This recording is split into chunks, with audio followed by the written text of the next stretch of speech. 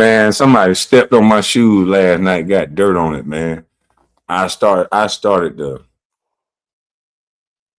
I almost lost it, boy. Cause I don't got a lot of pretty shoes. Most of my shoes ugly. Stacy Adams, Bolts, old school stuff.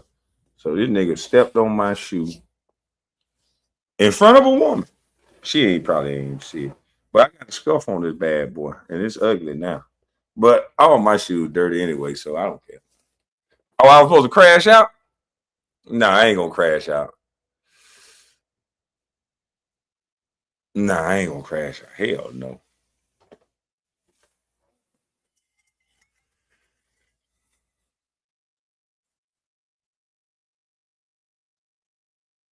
You don't know how to shine shoes. Channel your ancestors. Oh, I need to know what skin color you is, boy. Oh shit. Yo, what is your skin color? I'm gonna drop the link. I need to see your face. You better be the darkest of the darkest African saying some shit like, hey, bro, if you not the darkest of the darkest African, boy, look at here.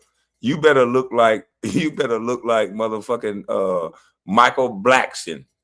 Come on, fuck this. You done fucked up the whole show. I'm finna drop the link or fly your ass up out of here. Fuck that. I'm dropping the link. You ain't finna come in here and say no shit like that. Man, that sound too racist, boy. I'm finna chimp out. I ain't gonna lie. I'm high too. You said something like that after I just finished smoking. I literally was finna go live on time. And right before I go live, I got to deal with a situation that I had to talk about that ain't none of y'all business. And I was out there smoking and handling business. But it's a peaceful resolution. It's a good resolution. But I know you ain't just say that in my chat. Hit the link, man. Somebody, come on, man. Stephen A. Smith Jr. Now I know you ain't talking to me. Yeah, I'm talking to you.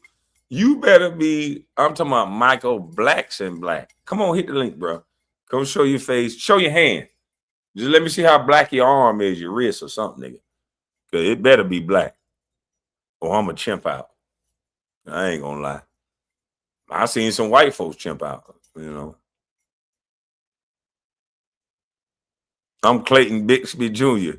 Do you want to see my face? Yeah, I want to see your face. I want to see your face, Clayton Bixby. Come on up here, dog. Hey, man, I like how you joking back. Y'all don't block him.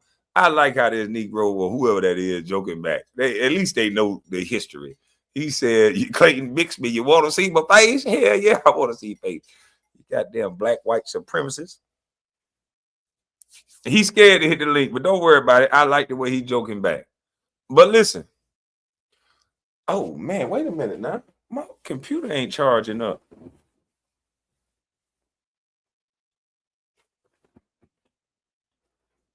What in the Sam Hill? Oh, I tell you what, I'm finna slide over. Hold on, y'all. Let me slide, baby. Slide. Come on and slide, baby. Slide.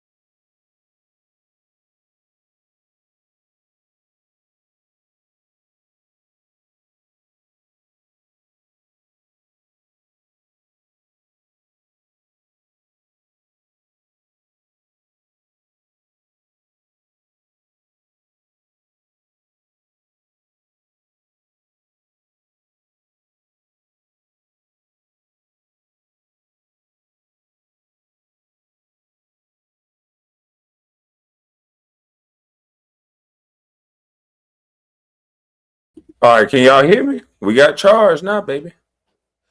Kwame get zesty with let me know, baby. Huh? Moonlight, if Kwame get nasty with you, let me know, baby. I'll pull up. I'm not gonna get nasty with Moonlight. Is shit. Even her baby daddy don't get nasty with her. Nobody want to get nasty with no motherfucking Moonlight. Shit. Check this out, y'all. Y'all not gonna like me. I ain't gonna lie. I'm here for the boy. I'm here for the listen. Hey, listen. I want to say this disclaimer.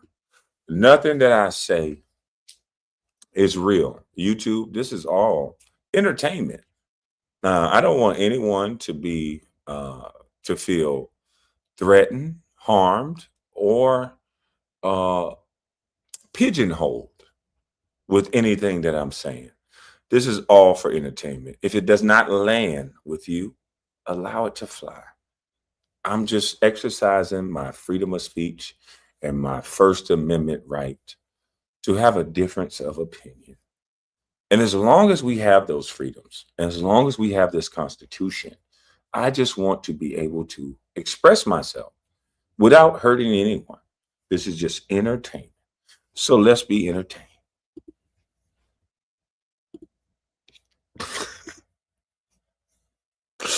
Oh, I'm finna get in trouble. Oh, I'm finna get in trouble. Trouble. Oh, I'm finna get in trouble. Trouble. You go nuts. To this motherfucker. This y'all go. Hey, what the fuck? This y'all motherfucking go. It's a demon. Y'all calling a go. But I saw Bootsy say, how do you sleep at night when that boy look, take a look. This is son that he don't. Now, Boosie said, Jay-Z, how do you sleep at night when that boy looks just like you? Now, Boosie, I like you. I respect you. Now, I'm probably running to you again at the Publix or the gas station. No disrespect. But if you call out Jay-Z about how he sleep at night, about a boy that just looked just like him, then how do you sleep at night knowing that Marlo Mike got a life sentence? See, I knew people wasn't going to like me. Boosie, how do you sleep at night when you got young boys running around with you with pistols that'll probably go to prison for you illegally instead of you hiring security? How do you sleep at night? No, it's no beef. But if we gonna call out Jay-Z, everybody can get a call out. So there's no problem. See you at the gas station or the grocery store. But you can't call out Jay-Z if we can't call out you. And you are just as detrimental than motherfucking Jay-Z. That's just my opinion. Don't want to do the DNA test for. Now, let me tell you why he don't want to do the DNA test for this boy here. First of all, number one, because his mother was underage when this boy was conceived. That's number one. Number two, if you submit that DNA to them court records, they gonna find a slew more of more children that's gonna come out the woodworks. Oh God, I see why. And number three, let me tell you something. This message here, number three, I'm telling this message here to his son. Ramir, when you are given the opportunity to do a documentary on your daddy, I want you to play the role. I want you to play that motherfucking role. That'll be your day. You should get your Grammy in the spirit. You're gonna get your reward for everything you went through, fighting DNA for this man, proving that he is your father. Go ahead, Ramir, pay your dad. Pay your fuck dad. Yep. Pay the time he was serving crack to the community. Pay your daddy, Ramir. Because you look just like him. And I hope 50 Cent put you in a documentary playing your damn daddy. Your shitty motherfucking father took that boy through all that shit just to not prove. And this boy looked just like him. I'm so glad Boosie said it. I'm so glad the boy. Now, Nicki Minaj been said it. But y'all just catching on. I love the fact that y'all now believing everything that lady has said on this internet. You see how God works. God will allow you to go so far, but the jig is up. All right? Let's be clear. Get covered with Nick. We finally get another rapper to diss this motherfucker. This y'all go. All right. I have another video. I got it. I discovered a video. This is what I discovered. I'm just gonna go through some BS right now, some entertainment right now until I can get to the topic at hand. I don't know if I could play this one on YouTube though, because I believe in. I'm gonna play this one on. I don't think I'm gonna play this one. I'm gonna play this one on Patreon. Yeah, I don't think I'm gonna play that one. I don't think that one. They ready for that one. Yeah, I'll play that one on Patreon. Yeah. I'm gonna play this one. This is gonna hurt some feelings. But this is the truth. And a lot of times I say it and people don't like to hear it. I say we having Hennessy liquor, we having Hennessy Molly Percocet babies. We're not having love children anymore. We're not having kids that's raised under the constitution of a man and a woman so they can get the yin and the yang, so they can get some duty, responsibility, bravery, respect. So it's just mostly women. And so a lot of these people are weenie dogs now. And so watch this clip. And people don't like to tell the truth. I remember when my mother used my name for a phone one time, but she like changed the spelling of my name. So that way, but she used my social. So I had to pay for that shit as an adult. So this is a real story. And don't get mad at me for bringing you real stories, okay? Don't get mad at me. I'm bringing you a real story.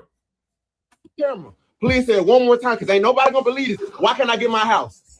Why can't I get my house? I prefer no camera, but what I'm reading here is that in 2000 that there was a eviction. In 2000, ma'am, I was born in 98. They would have made me 2 years old. So how do I have an eviction when I was 2? Listen, I do understand that. There are just several factors that we look at here, and there with the eviction, and then there's a repo in 2008. I'm not, ma'am, I would have been 10 years old. Oh wait, so me and my girlfriend trying to get a house so I can move out of my mama house. So I'm trying to see. So mama, please explain to me. Please. First and foremost, calm your voice down while we get in this room here. But mama, please explain. And she still want her respect. You done fucked up this boy credit. This boy can't buy a house with his wife or his girlfriend. He done the right things. He done pulled himself up by a bootstrap, and his mama fucked his credit up. And his mama talking about, lower your voice down. Wait a minute. You can't understand? You mean to tell me you can't understand, mama, why he's upset? You still got to have the mama role, and you still got to act like you got to be respected. You can't understand why his voice is elevated as a grown man. He's not disrespecting you, and this is not a child. You can't understand why he's upset that now he has to be affected as an adult because the people who brought him here did not have their things in order for him to have a successful future. So then he did it himself, only to find he has to dig himself out of a deeper hole because of what mama did.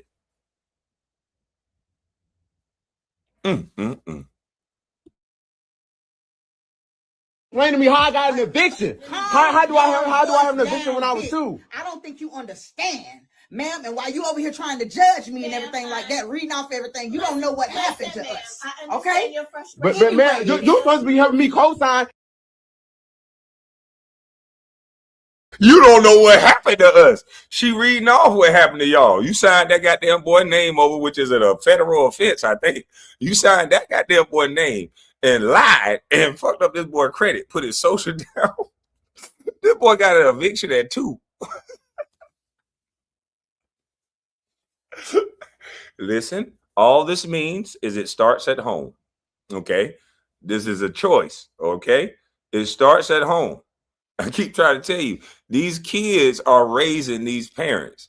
Without these kids, a lot of these people would not have homes. Without these kids, they couldn't use them for sympathy. Without these kids, you couldn't use them for a program. Without these kids, you couldn't sign their name on nothing because your name already fucked up. Salute to you, Jada Hardaway.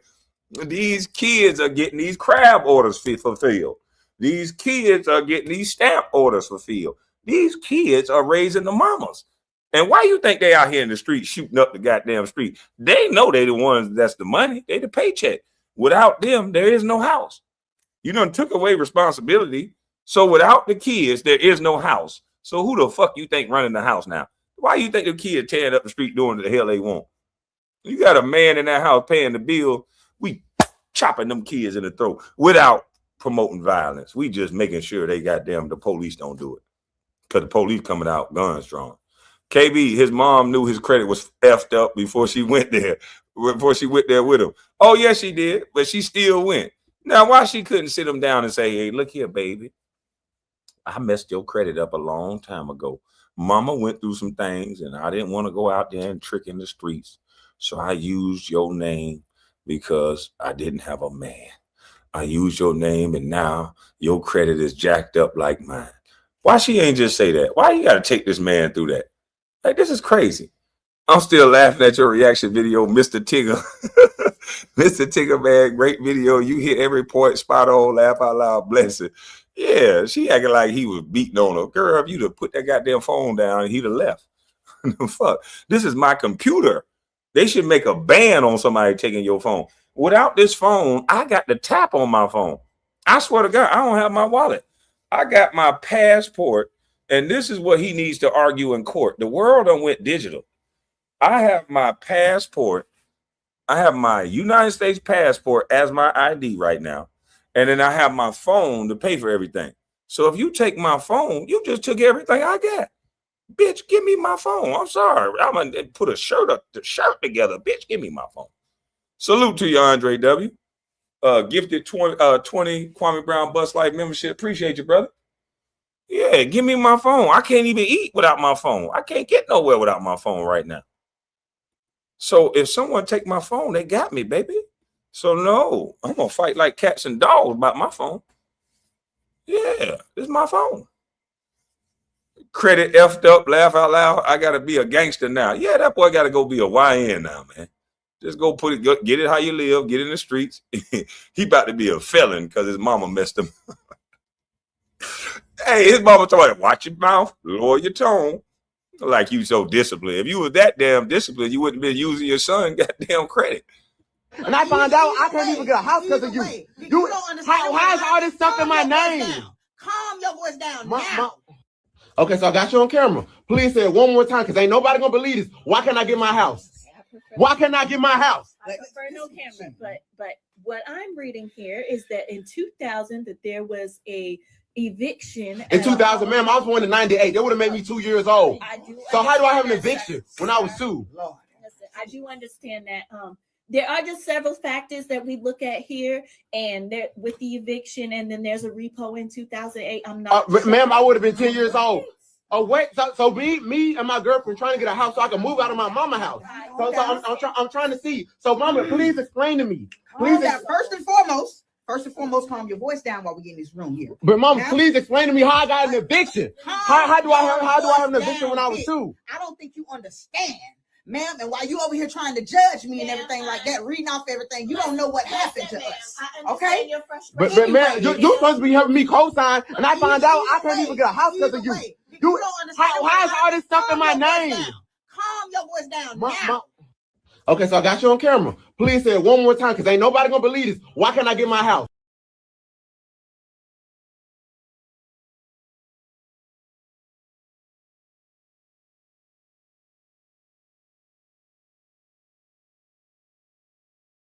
Oh, no, I got it on mute.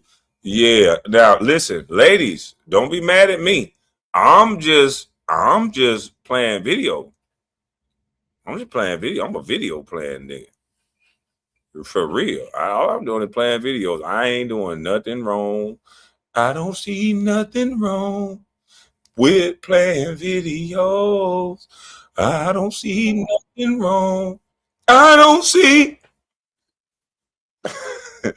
playing a video. Parents when it comes to a Man, listen, I got to play this video. This is the wildest video I have seen. This video explains it all. Blueface, I understand why you are the way you are now. Blueface, you are lucky to have survived this situation. There's a lot to unpack when it comes to this situation with Blueface and his mom. And Blueface said something that was profound that no one wants to talk about. This man is going to explain everything. I'm going on mute, and then I'll give my commentary. lot of these kids. Y'all check this out. And his daughter fight a man that my mom is laying down with. Help. That's why you. Why would I? It's okay. We didn't need your help. I was 9 years old. It don't matter, nigga. If you was 3, you was supposed to help. You want a 9-year-old to help you fight a grown man. All I'm asking you, and that's why I evaluate my dad the way I do. Because listen to you. Jonathan, I never had to fight nobody for my dad. I've never had to compromise myself at 9 years old to fight somebody for my dad. My dad is responsible and grown enough to not put his child in that predicament. What are you talking did you about? say robbed you? Look how she talking about a 9-year-old, chat. But did you help us? Now this has to have that is the weirdest shit I ever heard in life. That a mother is asking a 9-year-old child to protect her. A 9-year-old child is the one that needs to protection. See, I told you, they always want to say a black woman is the least protected. That's bullshit. The kids of a single woman is the least protected. You know why? Because you place those kids in harm's way when you place them around a male that you yourself can't control. And now you're expecting a 9-year-old to help you fight a grown man. A man, and you heard Blueface, my dad never put me in that position. My dad was adult enough to never put me in that position. And so if you look up the stats, and this is no diss to women, but if you look up the stats, we're just talking about numbers. If you look up the stats between single dads and single mothers, and you'll learn something. And I'm going to leave it at that. I'm not even going to tell you what it is. Just go look it up. Because we are not going to put a child in a position. Anything around my child that I feel like it's dangerous, I'm going to make stop. I'm going to make stop. Believe you me, by hook or by crook, I'm going to make stop. And a mama can't do what I can do. And so that's the sad reality that we got going on in life, is that these kids survive situations in some households. They're surviving these households. And then you wonder why some of these grown men can't make smart decisions, because they grew up off survival. They didn't grow up with the nurturing. They didn't grow up with that mama's cooking. They didn't grow up with no love. They grew up surviving their situation, placed in situations where a 9-year-old needs to make a decision to fight a grown man. What can a 9-year-old do against me? So the 9-year-old supposed to get abused with the mama. We got to do this together. It's a family of abuse. Instead of you making an adult decision to say, you're not coming in my house around my child. I'm going to call 911 the first chance I get, and you out of here, buddy. This ain't 1970 where a woman got to stand there leaking from her head, and then you got to say, do you want to press charges? Yeah, no. No, the first sign that you even pinched the woman, Marcellus Wiley, the woman said he did this, and he went to jail. So you don't got to take no bullshit off no man. Hell to the no. Blueface might be an NFL quarterback right now if he stayed with his father. Absolutely. Instead of a gang member with 30,000 tattoos on his goddamn face, which looked like a broken jaw from fights in jail. My son told me his mother tanked his 800 credit rating. What I said afterwards was blasphemy, according to the sisterhood. Man, I called her everything but the child of God. I wouldn't give a damn about no sisterhood. Now, why you think boy? Don't get me started. Don't get me started. But we got to see this again. To be about the weirdest conversation I ever heard. So you're expecting a 9-year-old boy to protect you from a situation that you put yourself in as a grown woman. And then 15, 20 years later, you're throwing it in his face? I don't even know why you're around him at this point, because you got... Come on. She said, I don't care if you are 3, nigga. Die for me. So he supposed to take his pet. Now, you know what? Now, if I was upset and a baby came up to me and took his pamper off that was full of shit and threw it on me, now I would have ran. So Blueface, she right. If you could have threw that pamper full of shit on that nigga, he would have ran. He might have would have slapped you before he left, but he would have went and got that shit up off him. That would have stopped the fight. So Blueface, she right about that. I'm staying with the women. Fuck that. I ain't trying to go down with you, nigga. I'm staying with the women. Got some real issues. And then as soon as he questions you about it and then brings up the fact that his father wouldn't have put him in that situation, instead of acknowledging that maybe you're right, you started going in on the father, talking about the situation that he had. This young man's name is Blueface. I think he's a rapper or something. I'm not sure. I don't really follow him like that. But he had no chance to be a normal functioning boy with that mother around him. No chance whatsoever. He was going to grow up with tattoos on his face. If he was a rapper or not, he was going to grow up with tattoos on his face. And there are a lot of other kids out there who had no chance because of the parents. And the parents are still acting the same way they did when that child was young. And that's the sad part. Now, of course, there are kids who grow up with parents like this and they still figure out a way to make it or become successful. But that is not the rule. That is the exception. Most of those kids who grow up with those parents end up turning out just as bad as the parents or even worse. This is the type of parent that teachers hate. They don't want anything to do with them. Now, I don't know the whole situation because I didn't watch the whole interview, but this was wild and disturbing at the same time. We have to acknowledge that sometimes the problem is the parents when it comes to a lot of these kids. Y'all check this out. And his daughter fight a man that my mom is laying down with. Help. That's why you. Why would I? It's okay. We didn't need your help. I was 9 years old. It don't matter, nigga. If you was 3, you was supposed to help. You want a 9-year-old to help you fight a grown man. All I'm asking you, and that's why I evaluate my dad the way I do. Because listen to you, Jonathan, I never had to fight nobody for my dad. I've never had to compromise myself at 9 years old to fight somebody for my dad. My dad is responsible and grown enough to not put his child in that predicament. What are you talking about? Did you say robbed you? Look how she talk about a 9-year-old, chat. But did you help us? Now, this has to be about the weirdest conversation I ever heard. So you're expecting a 9-year-old boy to protect you from a situation that you put yourself in as a grown woman. And then 15, 20 years later, you're throwing it in his face? I don't even... This is so disgusting on so many levels that it's crazy that other women don't call this woman out. If I was Blueface, I would have divorced her as my mother. Damn, this man came up, persevered that situation, become rich somehow, been to prison, and she want his money, she want his attention, she want his fame. She come around and don't be nice. She rude as hell. Like, that's crazy. But don't get mad at me. I'm just giving you the information. Yeah, man. I don't got no heat, no judgment. In one of these videos, I'm not gonna play. I already not played it. This one I probably shouldn't play either, but I'm gonna play it. I probably shouldn't play this one. I done came back to YouTube with this bullshit, boy. They gonna find a way to say that I said something. I said Jaylen Brown was the quintessential black guy, but I used the NEGRO version, not even the bad version. And they flagged me for harassment and bullying because of that, which is kind of weird because I'm black. I don't have no power. I can't be racist. So how can I harass somebody? It's just weird. So, hey, I harassed them, but this video is probably going to make somebody mad.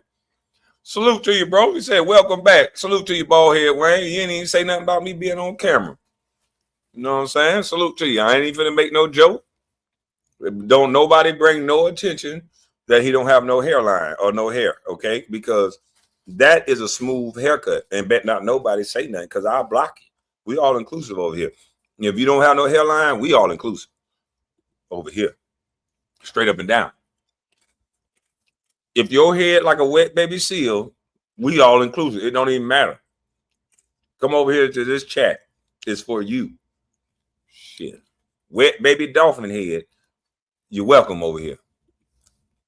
Because, listen to me real good. You touched my nerve with that question. Did you know that in Libya, nobody's homeless? Listen, everybody in Libya has either a home or an apartment. They call it a flat. Did you know education in Libya is free? From kindergarten through college? And did you know that if a Libyan wanted to come to America to be educated, the government in Libya paid for their education? Did you know that? I was there when he opened a $500 million hospital with 18 theaters for operation. I was there, and we went when he was making their own medicines. See, this was a man that gave free medical attention to all the citizens of Libya. And if Libya did not offer that kind of medical attention, they could fly anywhere in the world and get it. And the Libyan government would pay for it. Did you know that? No, you didn't. They killed him because, listen.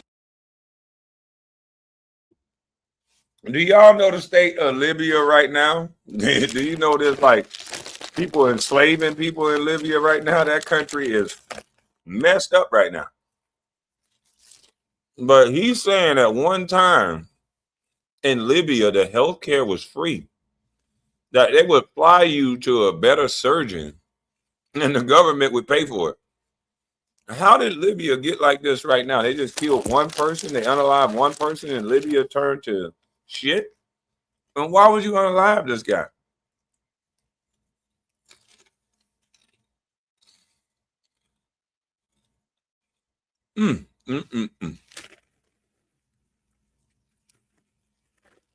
He was killed under the orders of President who? I think Obama.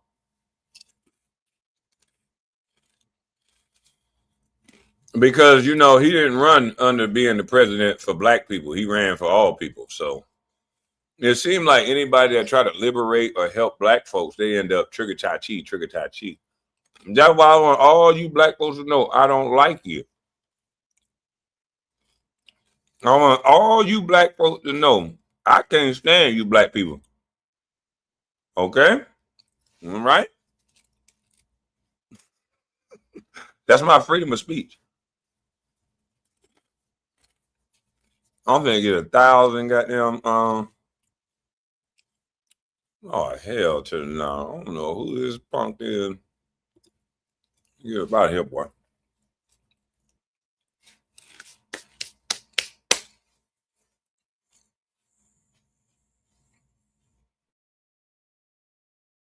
Listen to me real good. You touched my nerve with that question. Did you know that in Libya, nobody's homeless?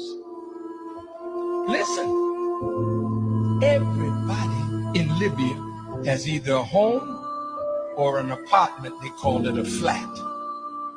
Did you know education in Libya is free? From kindergarten through college? And did you know that if a Libyan wanted to come to America to be educated, the government in Libya paid for their education? Did you know? Hell no, American man, don't do that. I don't like you. I'm not your leader. I've been saying that shit. I'm nobody's leader. I'm a flawed man. I got children I'm not in the household with. Do all the shit that you do to tear me down. Tear me down now. Don't make me no leader. Fuck that. I got kids I got to raise in real life, though. So tear me down, put asterisks by my name. I ain't dog doo-doo. I ain't on camera like Dana White, my wife, and then he can meet the president. But I'm not your leader, American man. I'm going to tell you that right now. I don't even like black people.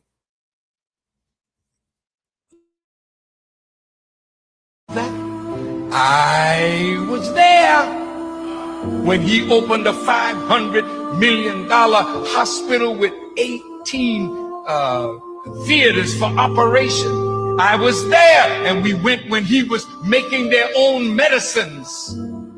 See, this was a man that gave free medical attention to all the citizens of Libya. And if Libya did not offer that kind of medical attention, they could fly anywhere in the world and get it.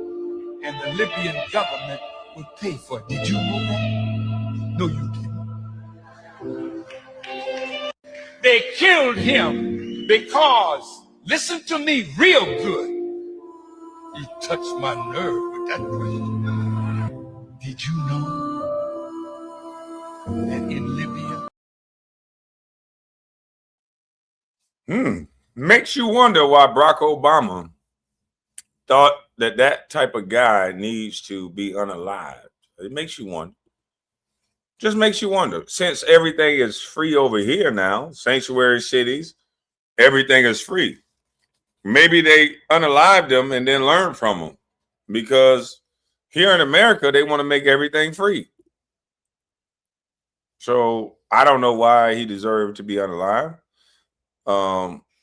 But I'm not the person that's holding the football, so I don't know why it happened, but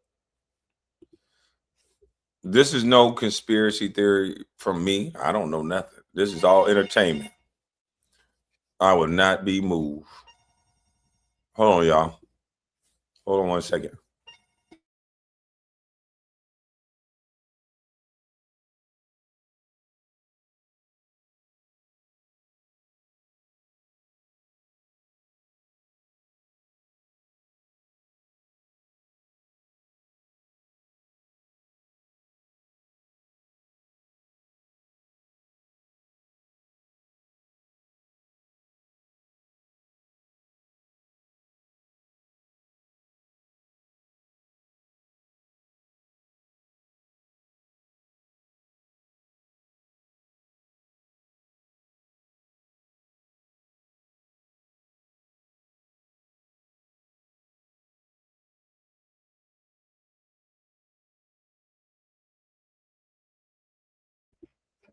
Sorry about that, guys. Sorry about that.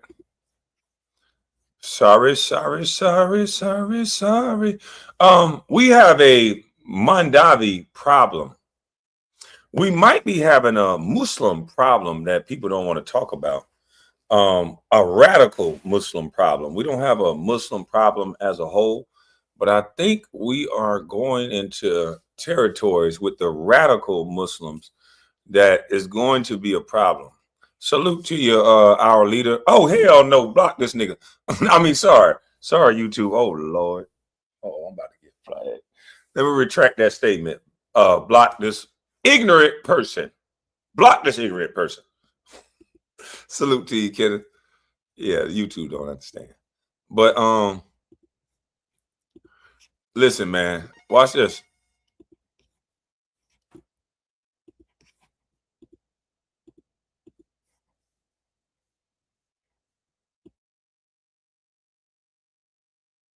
Mamdani's International Affairs Commissioner reportedly made plans to meet with Iran's UN ambassador earlier this week. What I want to know is, who the fuck does Mamdani think he is? And since when did the mayor of New York City become America's Secretary of State? When you think about it, if Iran is making threats against our president and tensions in the Middle East are high, then why the fuck is a local mayor trying to play fucking diplomat? Foreign policy is the federal government's job, not a city mayor. Go clean up a fucking park or some shit. Mayor's job is to worry about the fucking city, not host meetings with foreign leaders during an international crisis. Go sit your bitch ass down somewhere. Why the fuck you trying to meet up with them anyways? Ain't that treason? Well, New York City mayor's office is under What do you guys think about that? Kwame Luther King? Shit, no. Shit, no, Big Bracy. No, sir. What do you guys think about Mondavi talking about, oh, we just got to get the schedule right. Oh, the people that did the schedule and just didn't know to take it off the schedule. We got to start just checking with that. Like, nigga, what? The federal government, i.e. Trump, is the one that's over our foreign affairs. What the hell is a mayor? And I think he feels entitled because he's a Muslim. What the hell is a mayor of a town, which really is, what are they doing? Why would he do that? Sounds like a play they running. Yeah, that definitely sounds like a play. And the play is on our dumb ass. Fire after Zoran Mamdani's International Affairs Commissioner reportedly made plans to meet with Iran's UN ambassador earlier this week. What I want to know is who the fuck does Mom Dummy think he is? And since when did the mayor of New York City become America's Secretary of State? When you think about it, if Iran is making threats against our president and tensions in the Middle East are high, then why the fuck is a local mayor trying to play fucking diplomat? Foreign policy is the federal government's job, not a city mayor. Go clean up a fucking park or some shit. Mayor's job is to worry about the fucking city, not host meetings with foreign leaders during an international crisis. Go sit your bitch ass down somewhere. Why the fuck you trying to meet up with them anyways? Ain't that treason? Well, New York City Mayor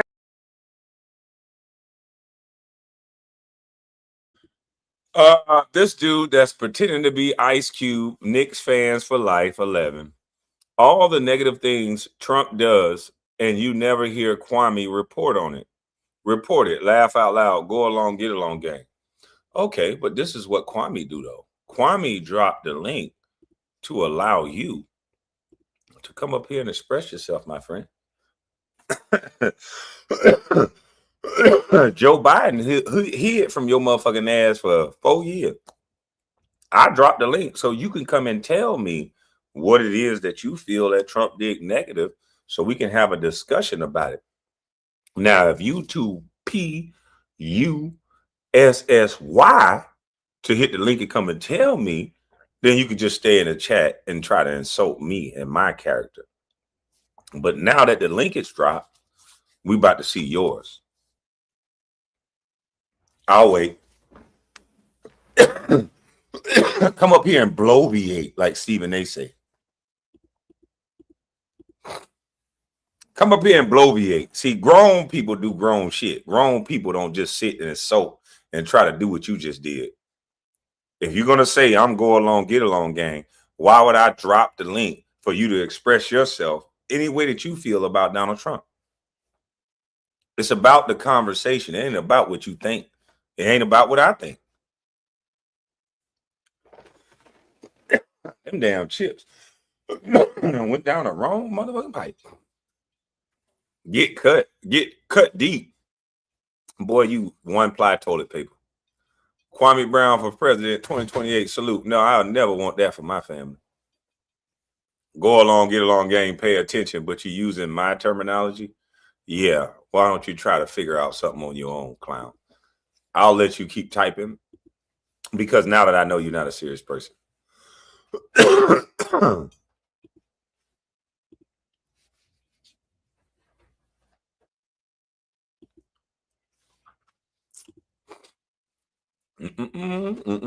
think it's time we lighten the mood. I'm hitting y'all with too much stuff too fast. Let me lighten the mood with this one right here.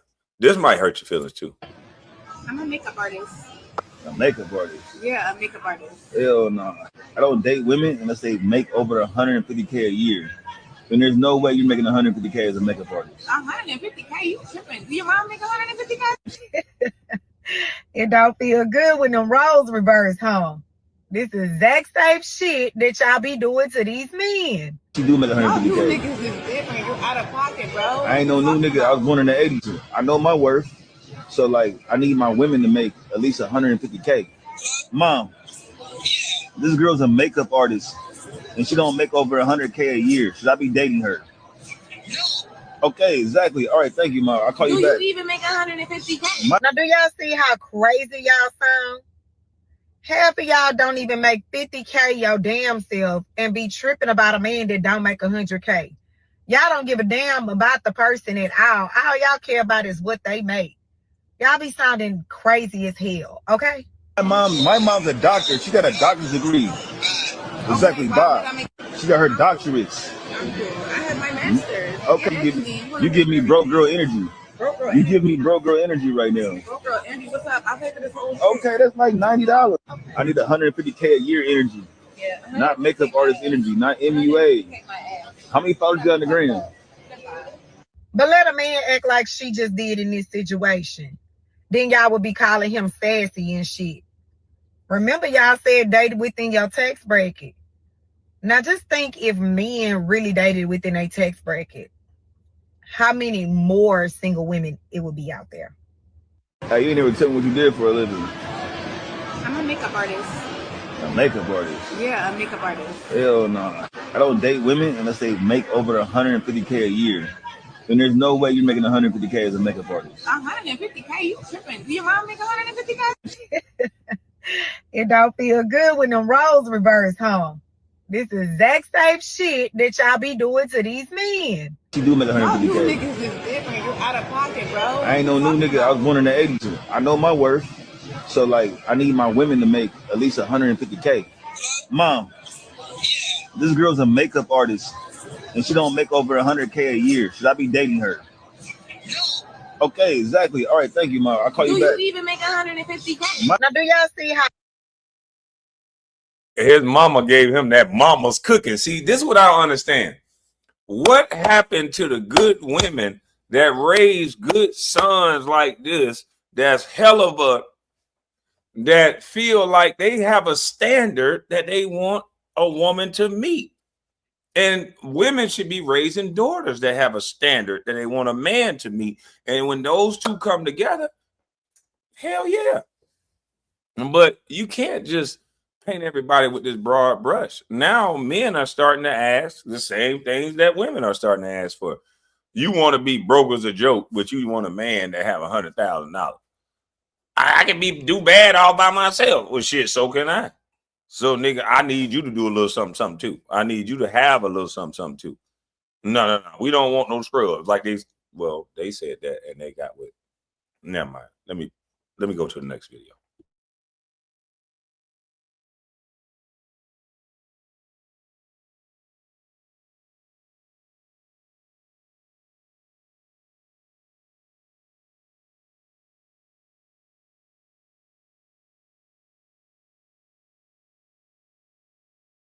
All right, this video is just absolutely crazy. This video, a black man saved this little girl, punched this dude in the nose, saved this little 15-year-old from being SA'd by this Spanish guy. Watch what the police do.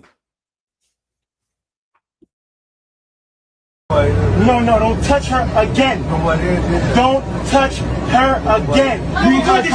Record this. No. He was touching a little girl. No. I defended her. No, fuck you. I was the one that screamed. No, fuck you. I was really just defending that little 15-year-old girl. He was touching her leg. Sergeant came in, let him loose. So this man right here stopped this creeper from touching up on this 15-year-old girl. He was putting his hand on her leg. He didn't know her, and he sat next to her, started pressing up on her, and this man actually stepped in, the black guy, stepped in and took initiative. I heard somewhere that he was initially arrested. And he got arrested for his services. For defending a little girl that he didn't know. Allegedly, he got arrested, but then I think he got out. But the police couldn't, on the scene, scan and see that a black man, and this is why our imagery is everything, because had a white man did that, they would say the white man is protecting the community. And these Chud, the builders, and all these people, they don't highlight, and most of these YouTube channels, they don't highlight when a black man is living in his essence and who he's supposed to be as a protector, and he just protects a young lady that's not black, that's just a young lady who needs protection. That's in our innate nature as a man to protect any woman. It don't matter of color. So he did that as a citizen, and because of the color of his skin, I believe they looked at him a different way. So imagery is very important. What's up, TJ? What's up, bro? Imagery is very important. And when you have the imagery that they're putting out of us as these savages, as these people that chimp out, as these people that just act a certain way, when the police are coming to these scenes and they see black, they see problem.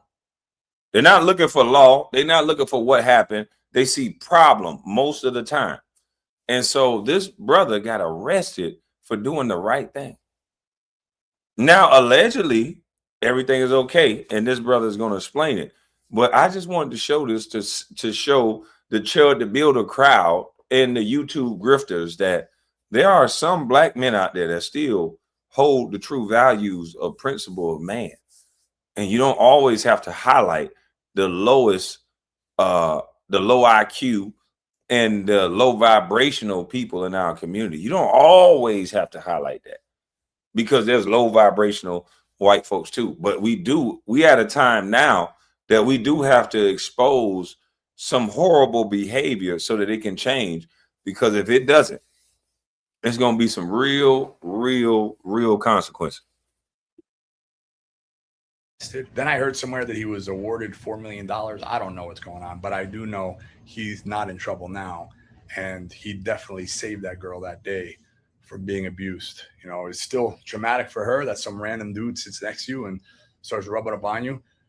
It's another thing, parents with your daughters, your teenage daughters, like letting them go out anywhere alone. And I know men need to be taught differently, 100%. But since the beginning of time, there has been bad men out there that prey on people, prey on women, prey on weaker people that they think they could get over on, especially a young lady. Even if it's a young man, these people don't care, man.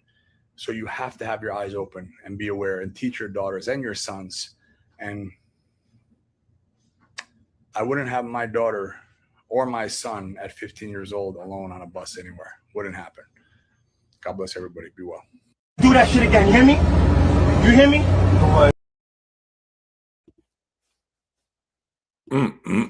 Pull yourself up by your bootstraps. That's what they tell you. Imagery is everything, people. Now, I never thought. This is why you got to keep an open mind. Because we always say that a broken clock is right 2 times a day.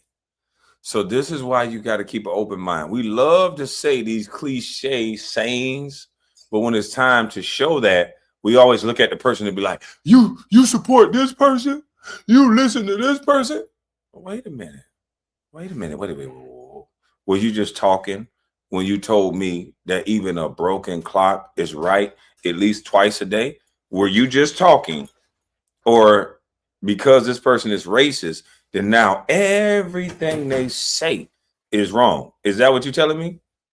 Or can this racist piece of still be right 2 times a day? Let me know. Watch this.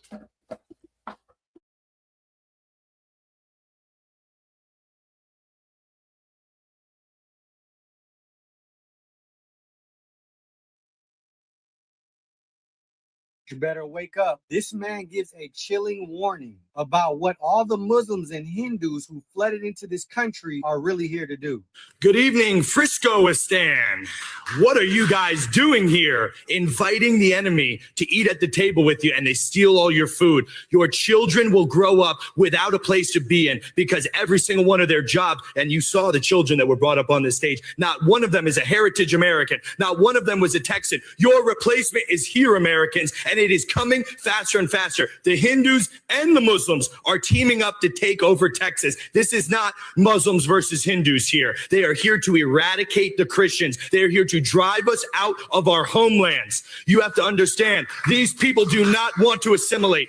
These people have not come here to become Americans. They have come here to drag their third world culture over to our country. If Jainism, if Hinduism is so great, why are their countries shitholes? They are bringing this ideology here to turn the third world is not a place. It is a people. It is an ideology. It is a way of life. It is a culture. And when they bring their people, their way of life, their ideology, and their culture over to America, do you think it's going to remain American? He's not just talking. Hear it for yourself. To the Western leaders, your time is up.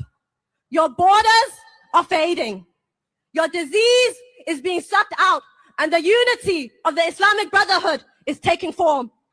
The sons of Islam have already pledged that this battle is a battle of either victory or martyrdom. We eject your flags, and the call for jihad has started, and it won't be long before it is you that will be feasted upon. If you're an American or Israeli, Christian or Jew, or anyone who believes in freedom, she is talking about you. And it is time you start taking this seriously. America and the church better. Why can't I just mind my fucking business, man? Why I get in my own way like this? I'm supposed to be just running around, going overseas, being a passport bro. I'm supposed to be enjoying all these YouTube ladies that fancy me. I'm just supposed to be having a great time. Why do I get in my own way? Why did I have to have these churn? Why do I have to think about other people other than myself? I can live amazing just goddamn going along to get along. And the way I bloviate, I just know I can make a couple billion the way I bloviate. Like Stephen A. Why do I care? Why, God damn it, God, why you gave me this at the heart?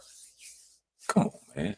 Oh, I don't want to say nothing blasphemy. Don't want to use God. And then I apologize, Lord. I apologize. But man, God, why do I care? Now, I will say that I believe what this young man, even though I think he is scum, I think what this young man is saying is right. You are bringing people over here at an alarming rate with their own ideology that do not respect you. You let people in your home that do not respect you or your home. You let me in your home and I can put my feet on the coffee table with my shoes on with mud on it. And then I can walk in the house with my shoes with mud on it. Don't worry about how you feel about it. Then guess what? That home does not become that's not your home no more. If we can't abide by the rules, regulations, and the ideology of your home, it is no longer your home. Let somebody in your house and let them do what they want, and you'll see what I'm talking about. And what we're doing is letting people in our house do what they want. They want to burn the American flag. They want to have American black people mad at the American flag. That all you got to do is travel somewhere else. It has no place that's going to treat you better than America. I can promise you that. However bad you think it is here, go back to Africa like they tell you. Yeah, go back to Africa like they tell you, and them Africans gonna treat you like a white man. Them Africans gonna be hipping your ass. Real talk. Go back to Africa. Please try it. Somebody that say, I'll pay for a couple of you nigga flight. Black folk. I'll pay for you a couple of your flights. Save up enough money, I'll fly you to Africa. Watch what's gonna happen. You're gonna be begging somebody to fly you back. Because they're not going to treat you better than America. So we got to start paying attention that Ilya Omar cannot speak the way that she speak in her country as she speak over here. And these people are not just regular Muslims. They're radicalized Muslims. And they tell you that. We got to get radical. We got to get radical. There's nothing radical I want to do. I don't want a radical relationship. I don't want a radical marriage. That sounds like some shit that's going to go into deep waters. I don't like deep waters like that. I like to stand up when I'm swimming. Every now and again, I want to swim in 6-7 foot water because every now and again, I want to stand up. I don't swim in lakes or ponds. I don't want to get in that deep water and drown. I want to be able to stand up, Ilya Omar. And I don't think you should be speaking because the abused become the abuser. And I have a clip of you saying that's not the type of conversations we can have. That's abusive. Our Constitution say we can have whatever fucking type of conversation we want. We don't have to agree with it, but you're trying to bring that third world ideology over to America. And that shit just don't go heels over here, man. I hope these boys in Texas and Kansas and these motherfuckers that made this country great, y'all motherfuckers need to get back on y'all horses and go crazy or something. Just leave us black people alone this time. You got some other shit going on. Because in order for this country to stay free and independent and great, I have to be able to have life, liberty, and the pursuit of happiness. I got to be able to say what I want to say. And these people fought and died for us to be able to say what we want to say. Only to have a lady that come from another country that she couldn't say what she want to say or walk around without something over covering up her head and face to come over here and tell me or tell anybody that now we can't say something. That's un-American. The hell is wrong with you? America is built on saying something, whether you like it or not. Wake up. This man gives a chilling warning about what all the Muslims and Hindus who flooded into this country are really here to do. Good evening, Friscoistan.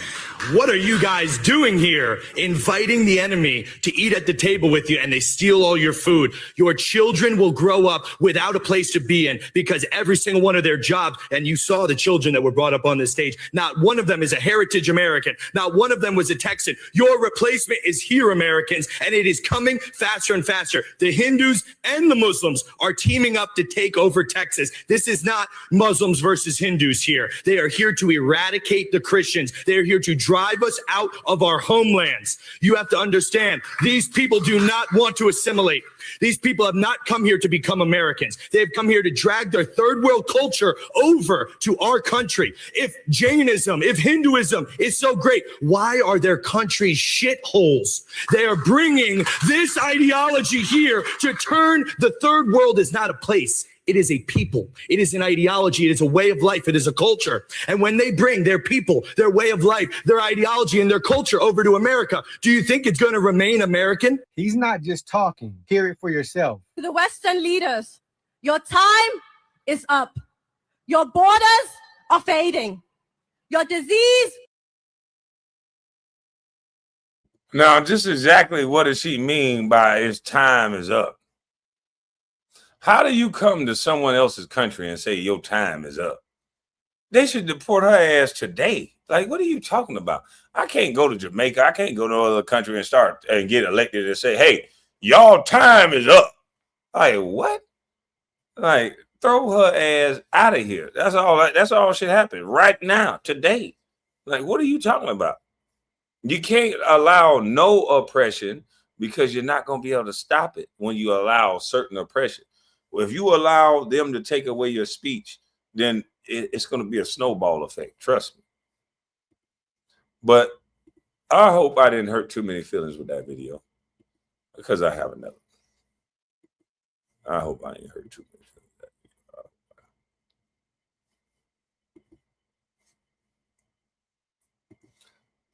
video. Now, dog, we can't even go out and play basketball. New York, stand up.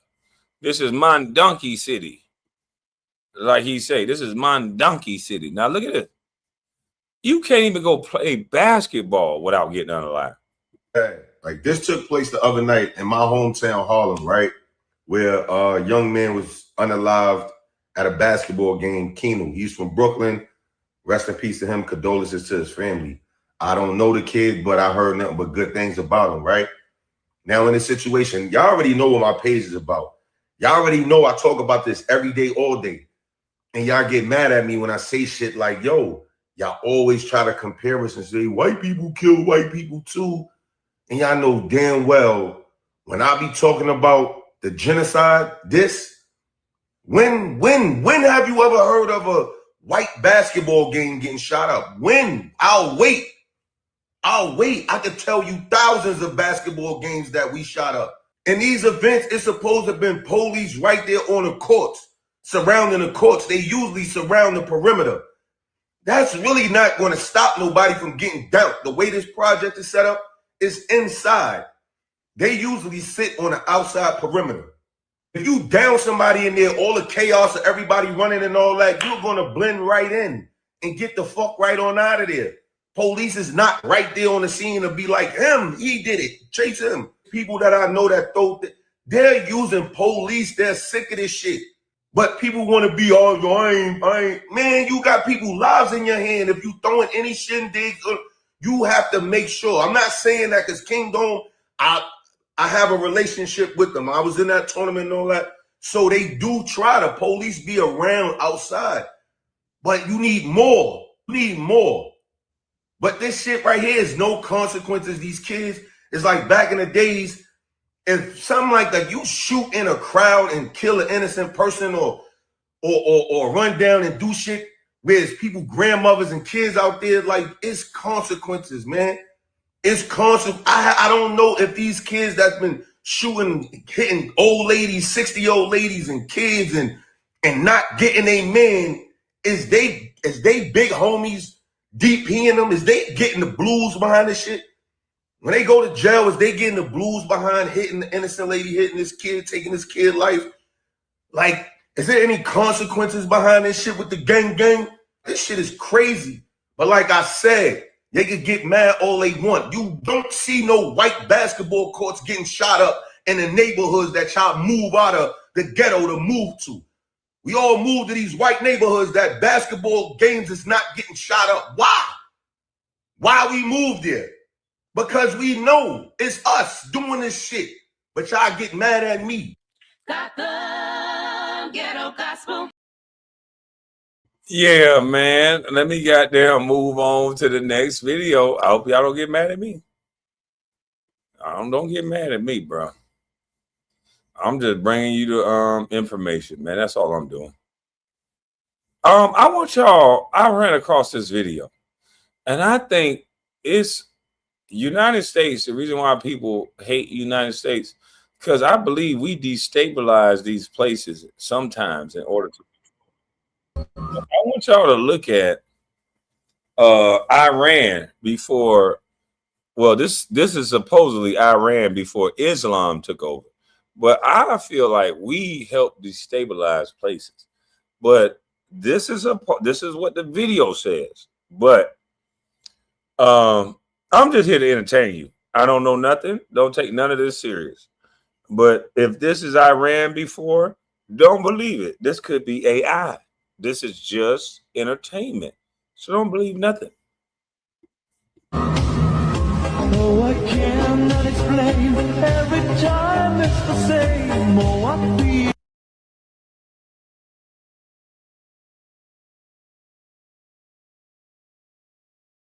So the women didn't have to wear stuff over their face.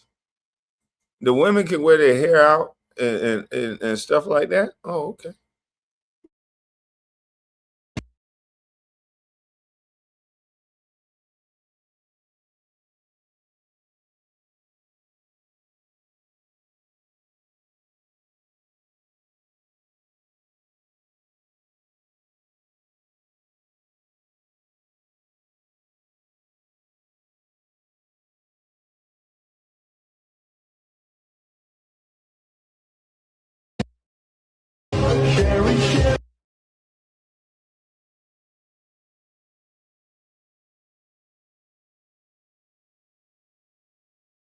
This looked like a good place to live back in 1979.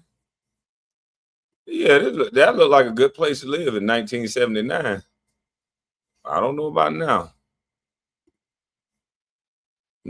Trump dropping bombs on throw them bold. Trump dropping bombs now, so. But I want y'all to see something. I saw this and I'm like, wait a minute. I thought this COVID thing was, if you needed to have a mask on, watch this.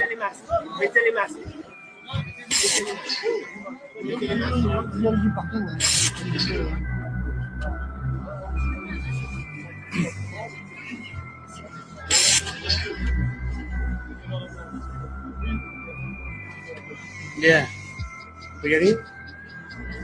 On est prêts? Bien, mesdames et messieurs, Le résultat de ce second tour a démenti tous les sondages et d'où jouer tous les pronostics.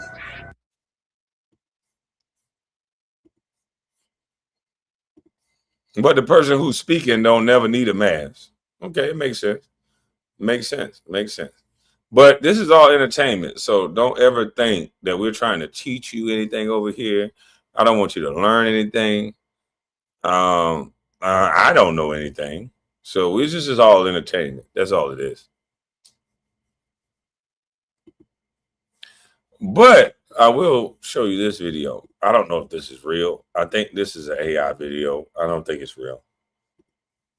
خنازير وان شاء الله تجيب كمان في العنزه بتاعت الاسماك في المستقبل على اي حال لان المصانع تشتغل بتاعت المخابرات هذه اذا كانت هي تباع بثمن غالي معناها تجاره يصنعوا فيروس وينشروه في العالم ليش الشركات الراسماليه تحصل اموال ببيع الاموال عيب هذا حرام عليكم الامصال لا تباع الدواء لا يباع.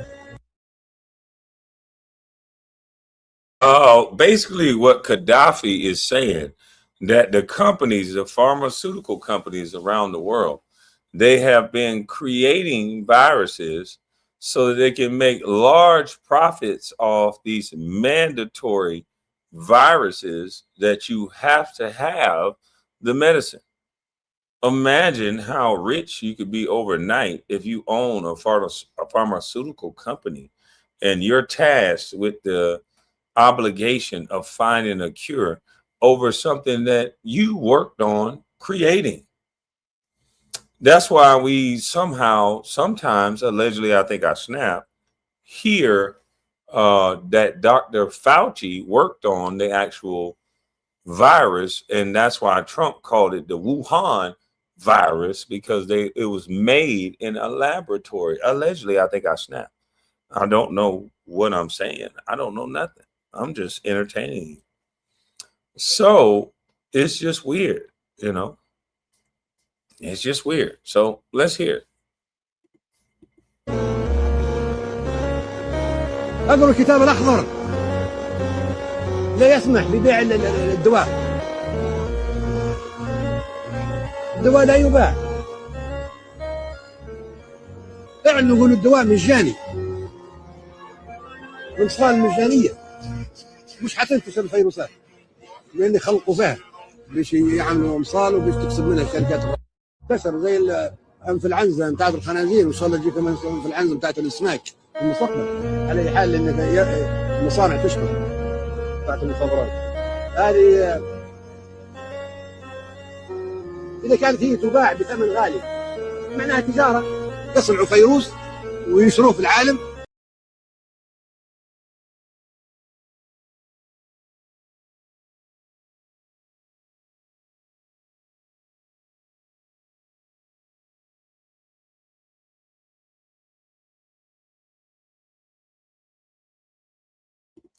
And let me call out a group because they say, Kwame, you don't never say nothing negative about MAGA. You just a MAGA guy. Nigga, I ain't nobody guy. I don't belong to any groups, and I say these groups are destroying us. And we can see what looks like a group right here with this hand gesture, but I don't know nothing. I don't know nothing. Don't want to know nothing. I don't want to be nothing.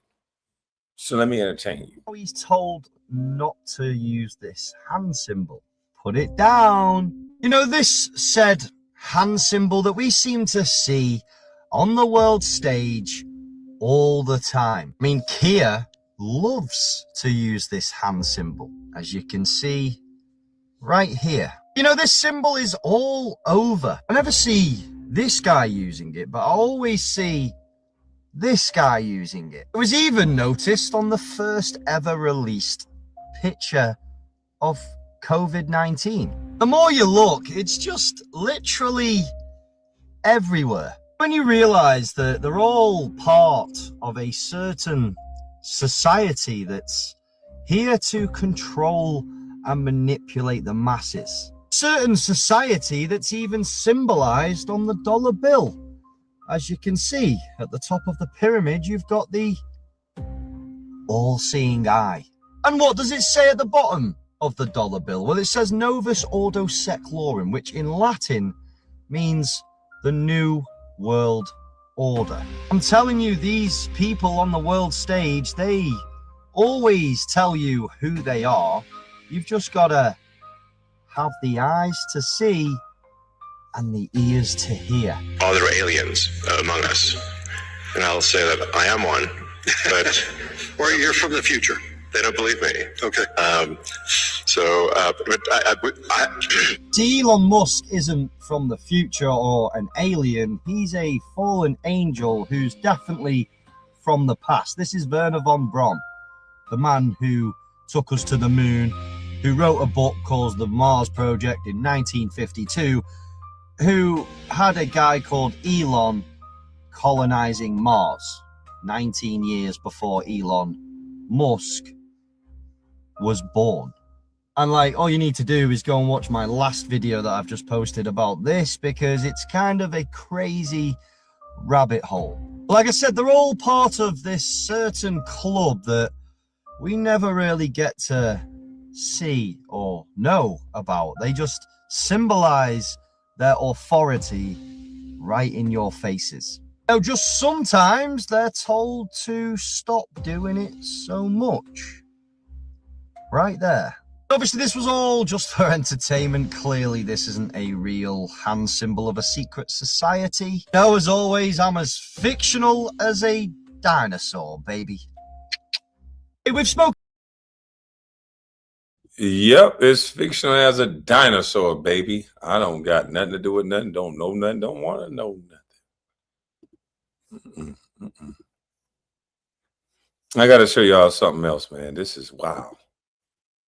This is wild like a zoo. Check this out. You know, it's a lot of deadbeats out here. A lot of deadbeats out here in the world. We just don't know how to label the deadbeats correctly sometimes, but there's a lot of deadbeats out here. Give me my daughter, please, so I can go. Ask your attorney. You have it. Just show me. I don't have it because your attorney won't sign it. Yes, he won't sign it.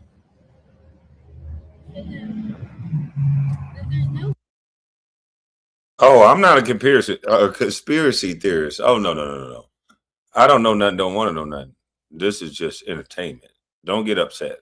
This is just entertainment. You know what entertainment is, right? It's labeled as entertainment on YouTube. That's all it is. You came over here to be entertained.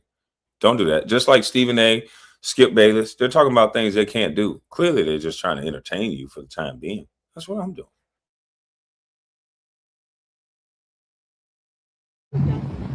So you're not going to, is what I'm hearing.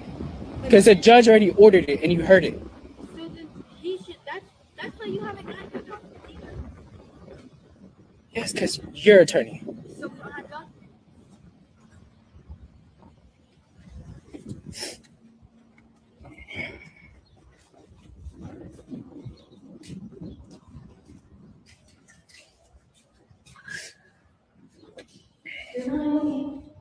They're open. Yes, you just gotta go in there and press a button. Dude, it's already past our fucking time. The judge told you it was official starting last week. But we're doing this the right way, right? The judge. And this second is not in order right So now. are you gonna give her to me or not? That's all I'm asking. Well, now I'm kind of worried. Are you gonna give her to me or not? I'm gonna give her back because she's your daughter too. I just want my baby for the weekend. That's all I've wanted this whole time. No, because just give me my daughter so I can go. You, please.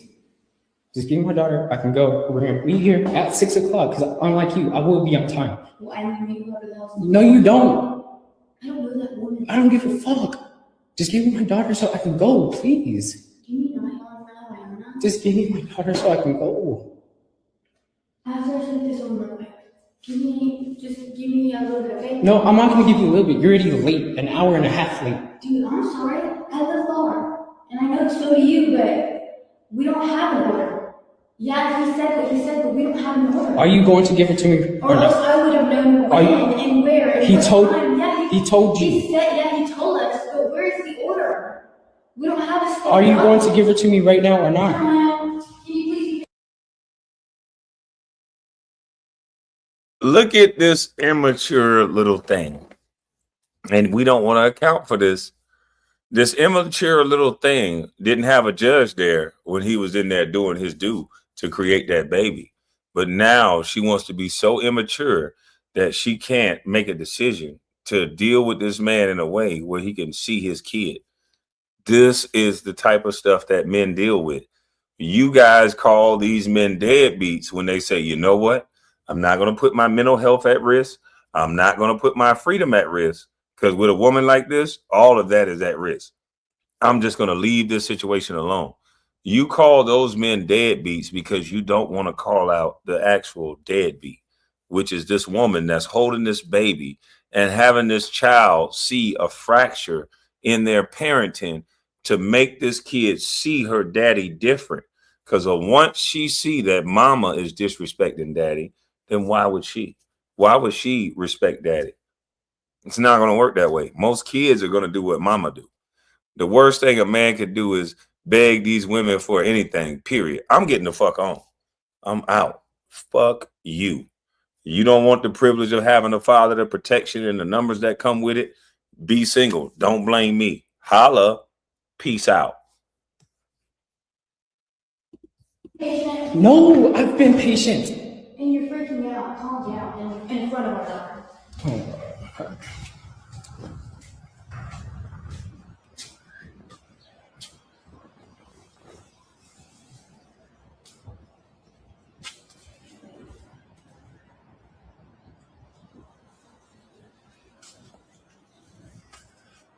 Time is now 7:30.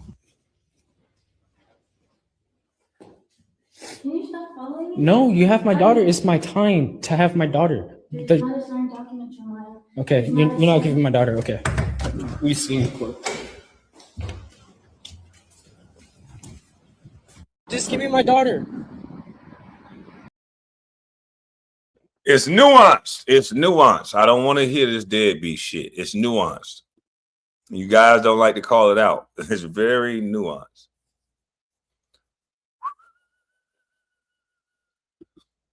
Oh, I already seen this. Oh.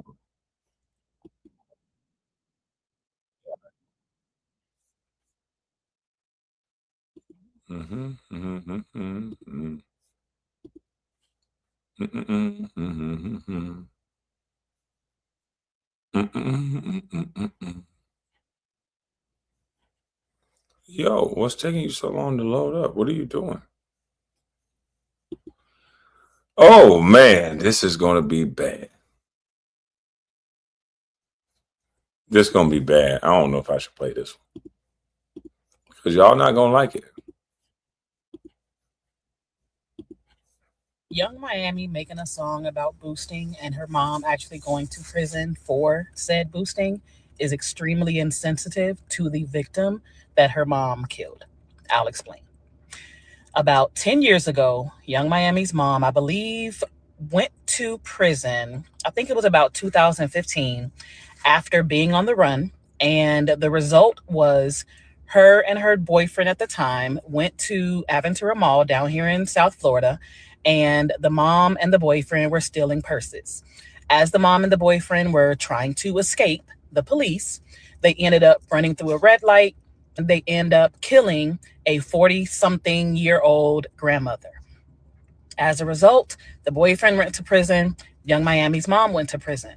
Her mom got out just a few years ago because Young Miami posted, I believe in about 2021, that she was very excited for her mom to be getting out of prison. Here we are, not even 5-6 years later, Young Miami is now making a song and being celebrated for said song that is the literal thing that her mom went to prison for. I personally feel that that song is extremely, extremely insensitive to the victim's family that Young Miami's mom killed, and it is showing that we are glamorizing boosting culture.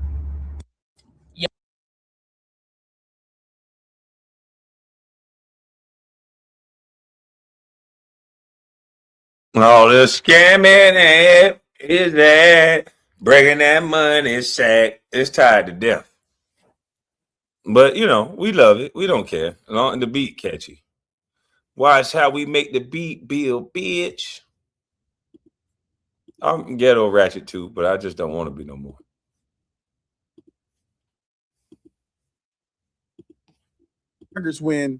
When you bring this up in a heartfelt way about your child getting killed by an illegal alien, they just sweep it up. They don't give a F.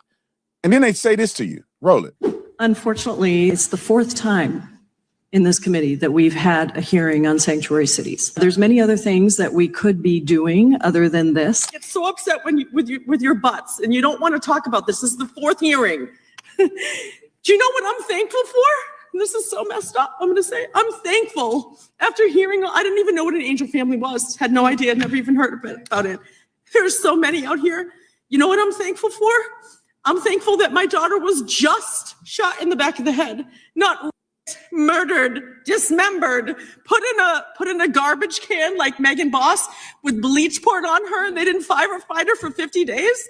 And you can actually dismiss the angel families. You can say, but you don't want to hear four sessions on angel families. I'm sorry, you need to. You need to. I'm actually thankful that my daughter wasn't raped. How messed up is that? That I'm thankful every day that she was just murdered, not raped and dismembered. Like, think about that. Like, how messed up is that? Do you know what I thought of this morning when I got up? What the joy of, anyone have a baby here? The joy of picking out their first outfit that they're going to wear on their ride home from the hospital. I had to pick out my daughter's last outfit, and she was a fabulous dresser. We had 100 people come to our home. 100 friends and family came to her home. We had her cremated, actually, after. And they all decorated her urn with rhinestones. All of them put it on there. She's fabulous, even in death. But the first time, all the excitement of having a child and then having people make excuses and buts. I'm sorry. This is unacceptable. There are so many angel families out here. And the day that I have to wake up and be thankful that my daughter was only shot and not raped should tell you something. It's crazy. How could you hear that and still keep the ideology of, but they should deserve to be here and do whatever they want to do, even though people have had hundreds of years of ancestry here. Their ancestors fought that this country may be free. And you got people who did not sweat to build this country, get to come over here and reap the benefits of all that everybody's worked for.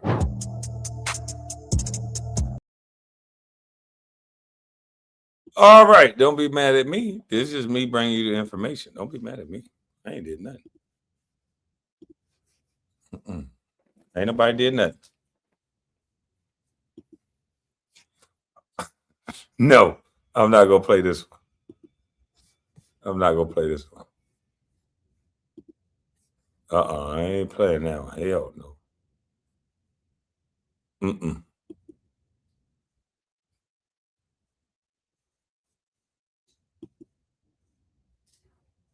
Oh, I like it. I like this message, but I don't really want to play it. I want to play this. Let me get to this right here.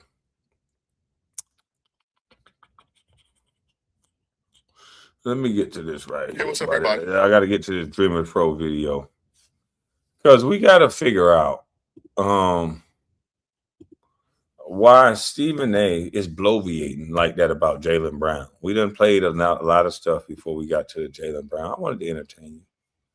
But now let's get to the topic after an hour and a half. Shout out to Dreamers Pro.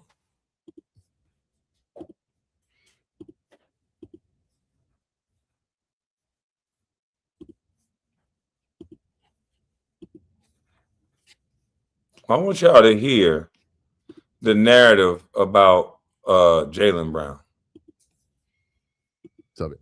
But as you guys know, recently, Jamel Hill and Draymond Green did a sit down on one of their podcasts, and they were talking about the ecosystem of sports media. And Stephen A. Smith came up, and Draymond Green had some comments about Stephen A. Smith where he's like, look, you're not even in these locker rooms, man, and you're hiding behind sources and all that. You guys know Stephen A. Smith has the issue with Jaylen Brown and all of that. And then Jamel Hill, who is a journalist, who has a history in journalism, she just was laughing with him and agreeing with him. Well, Stephen A. Smith caught a whiff of these comments, man, and Suffice to say, he was not happy, and he went on a long rant. And I want you guys to listen to it, especially towards the tail end, where he gets into the sports media beef, because that's where Jaylen Rose jumps into the fray. Take a listen to the sound here.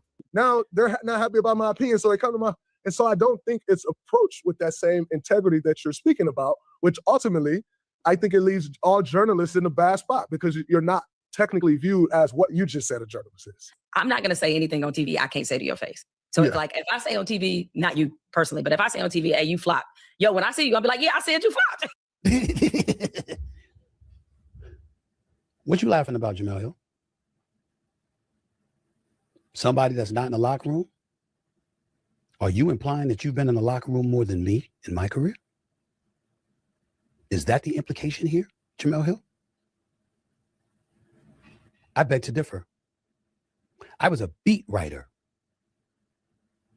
and an NBA columnist for 15 years. You just gonna sit up there and listen to Draymond Green and forget the fact that I was a beat writer, high school, colleges, pros, for the first 20 years of my career? And that I earned the right, graduating through every step of this industry before I became a general sports columnist, to not have to be in the locker room all the time? You just gonna let him say that? And there's no course correction whatsoever about the industry and the fact that my position was earned? Now let me get to you, Draymond.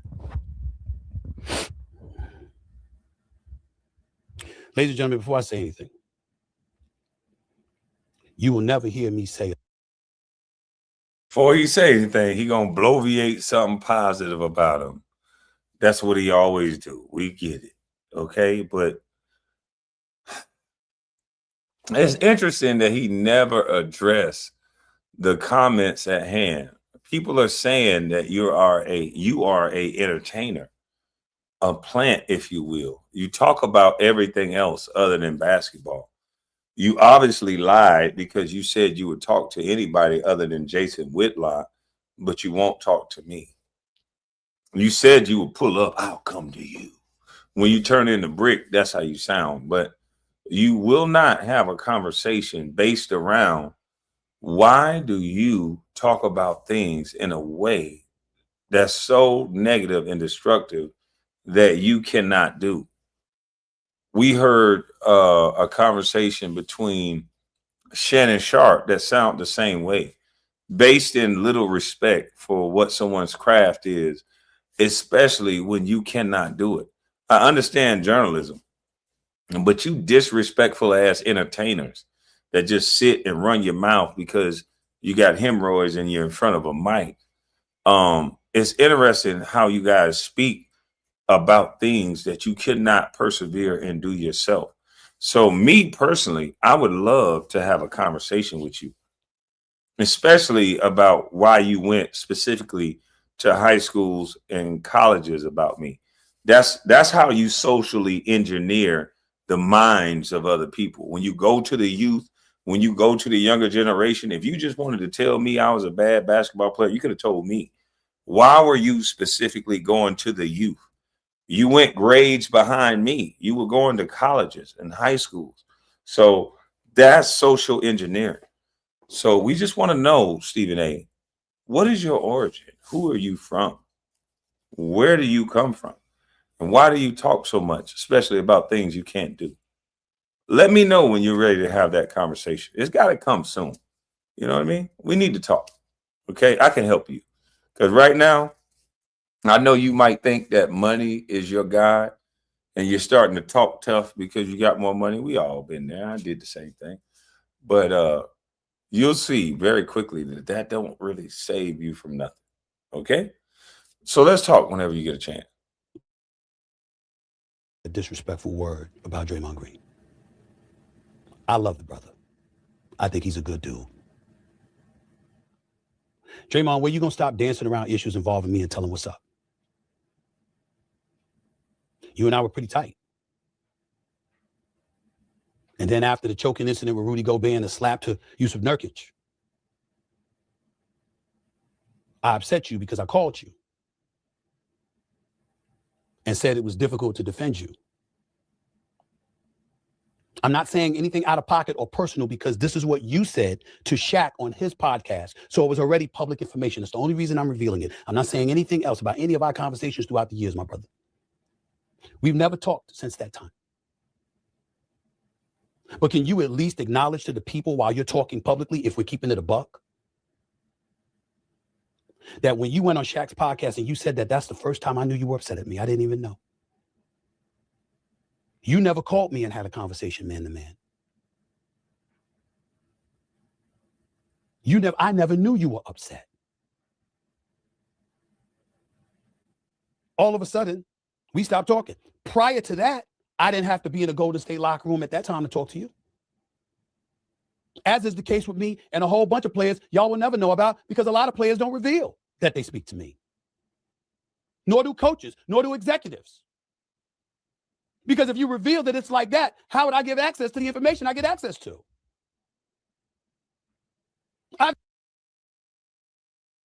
Easy, Stephen A. You get access to the information that you get access to because they know you're going to run your mouth about it on ESPN, dummy. You are a puppet. You run your mouth. You take private conversations and personal feelings about a person and you give it legs. You were the only guy that keeps coming up with information about Jaylen Brown and how he thinks he's the smartest person in the room. The guy went to Cal. He might be the smartest person in the room. He might actually be smarter than your white owners that you so love to put money in their pocket. Newsflash, Stephen A. Did you ever think about that? And why haven't you, Mr. Q Dog, Mr. I'm down with the blacks? How come you never spoke on all the good things about Jaylen Brown? The Black Wall Street comments, his charitable nature, him going to actual impact the neighborhood, him being accessible to the children. Why don't you talk about those things? Because you can't not like a guy that's going to do all those things. But the reason why you didn't do that, you know why? You're there as a little Django, little punk. You come to the defense of Jerry Jones. You come to the defense of Dana White. You don't come to the defense of Jaylen Brown, a black man who has no scandals, who is college educated, who go foreign and domestic to seek knowledge, who can build a rocket ship damn near. You don't take up for that guy. You don't say, this is a good brother. We need more brothers like him. He has no scandals. This isn't that. You do none of that. Why he looked like he hurt? He always hurt. Salute to you, bro.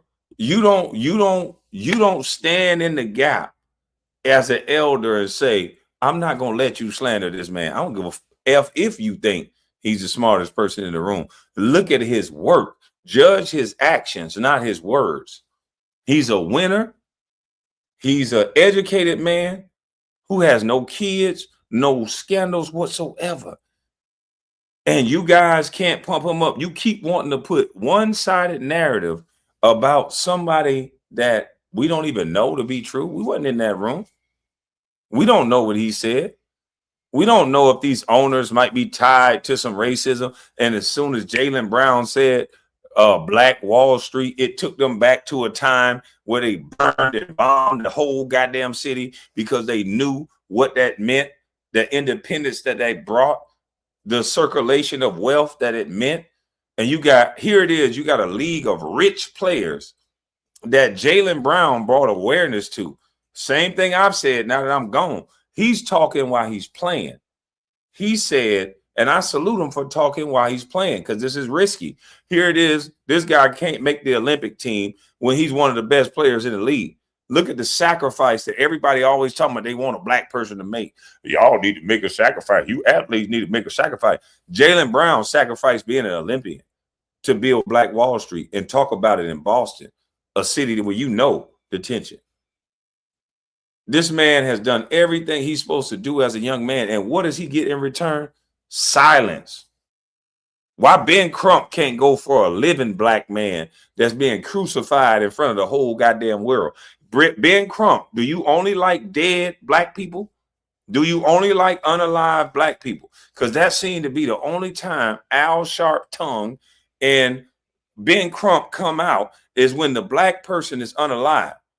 Where's all these lawyering skills for Jaylen Brown when we can see corporations are backing off of this young man who's trying to build Black Wall Street, and he's done nothing wrong but be great at basketball, who do nothing wrong but win and did nothing wrong but get educated. The same shit that y'all say we all should do. This man is being raked over the coals for doing it. And they're using media pundits like this clown, and they're using other media pundits to keep perpetuating a narrative that this guy think he's too arrogant. He's too smart. Now, we know the history when white folks talk like that. Jack Johnson used to have to win a boxing match and not celebrate the boxing match. He used to have to knock a white guy out and go, I accidentally did it. So we know the term uppity beep, beep. So we know there's folks, and it's deep rooted, that they do not like a black man that stand up erect and knows what he's talking about and confront you on things. There's women that don't like it. There's white, black. There's a lot of people. The most dangerous thing, it seems to be, is a erect black man, not in a sense, in a sexual sense, but who will stand up for what's right and who will speak out and who is intelligent and who can speak with the best of them. They do not like this man because you cannot just tell them anything. You want to highlight John Morant, but then you want to discredit a person that's on the total opposite of John Morant and Jaylen Brown. How is that? Stephen A., if you want the boy to put the guns down, we got a Jaylen Brown that never touched a gun. So we know. Why don't we highlight the good things? You always want to talk about the bad thing. Why? Because you a script reading. Beep. It's simple. Jaylen Brown would have to pay them. No, what it is Jaylen Brown has the blueprint so that black folks don't have to make it to the league and then their wealth get transferred from one family to the next family. Jaylen Brown is trying to help expose what I said I was going to help expose, which is the go along, get along game. These players, despite the baby mama, despite the whoever else, you could look through all of these players' financial documents, and there's a manager, there's somebody taking their money. And it's working in conjunction with these banks. These banks have accounts and have things that require managers. And these basketball players, they don't know no better. They just put their money into that.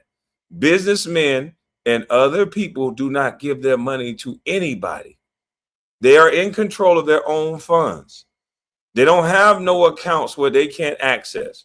They have money movers, but they don't have people over their money the way that our black community has it.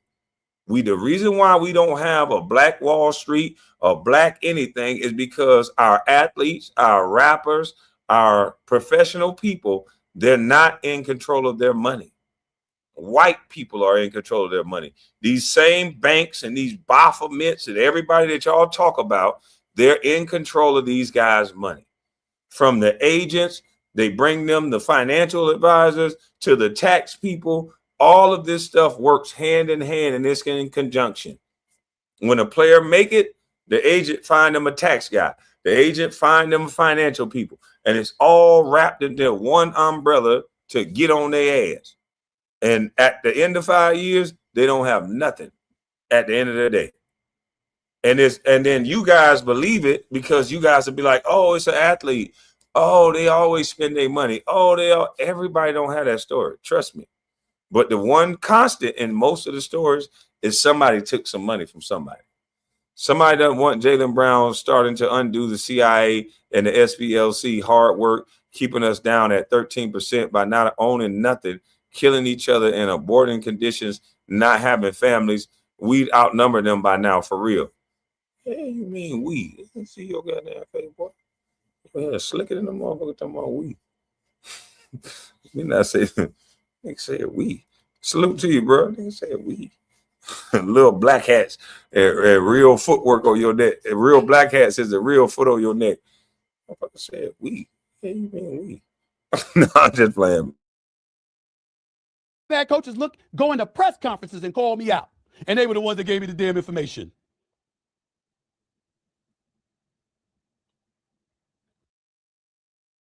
That should tell you something, dummy. You sitting there blinking like you just told us something. You being used like a little. If somebody don't respect you enough to lie on you in national TV, you idiot. They tell you something and then lie on you and then dish you, leaving you holding the bag, and you wonder why we call you Sambo. You take all the hits for master, stupid. They told you the information. You ran it down to everybody. You fucked up somebody's credibility and reputation. And then guess who they leave holding the bag? You, because you a clown. Stephen A. Clown, 100 million jobs.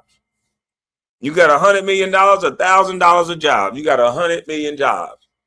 This shit is sad.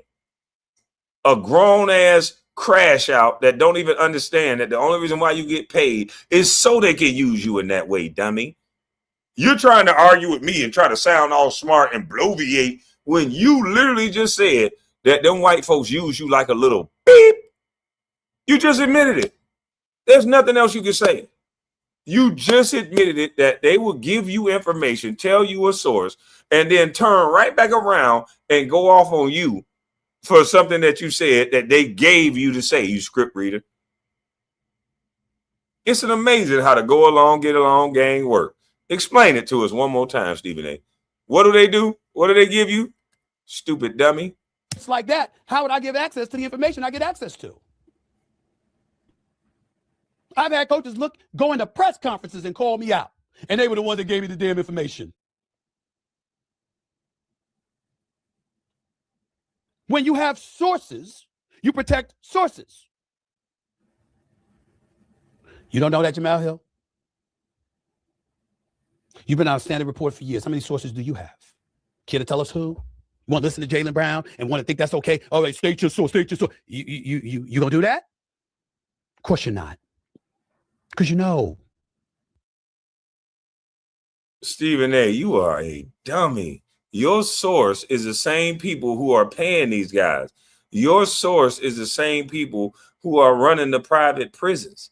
Your source is the same people that want to depict one certain type of image of a black man. So that's why your source is attacking Jaylen Brown, clown. Your source don't want the triple threat, an educated, rich black man. They don't want that.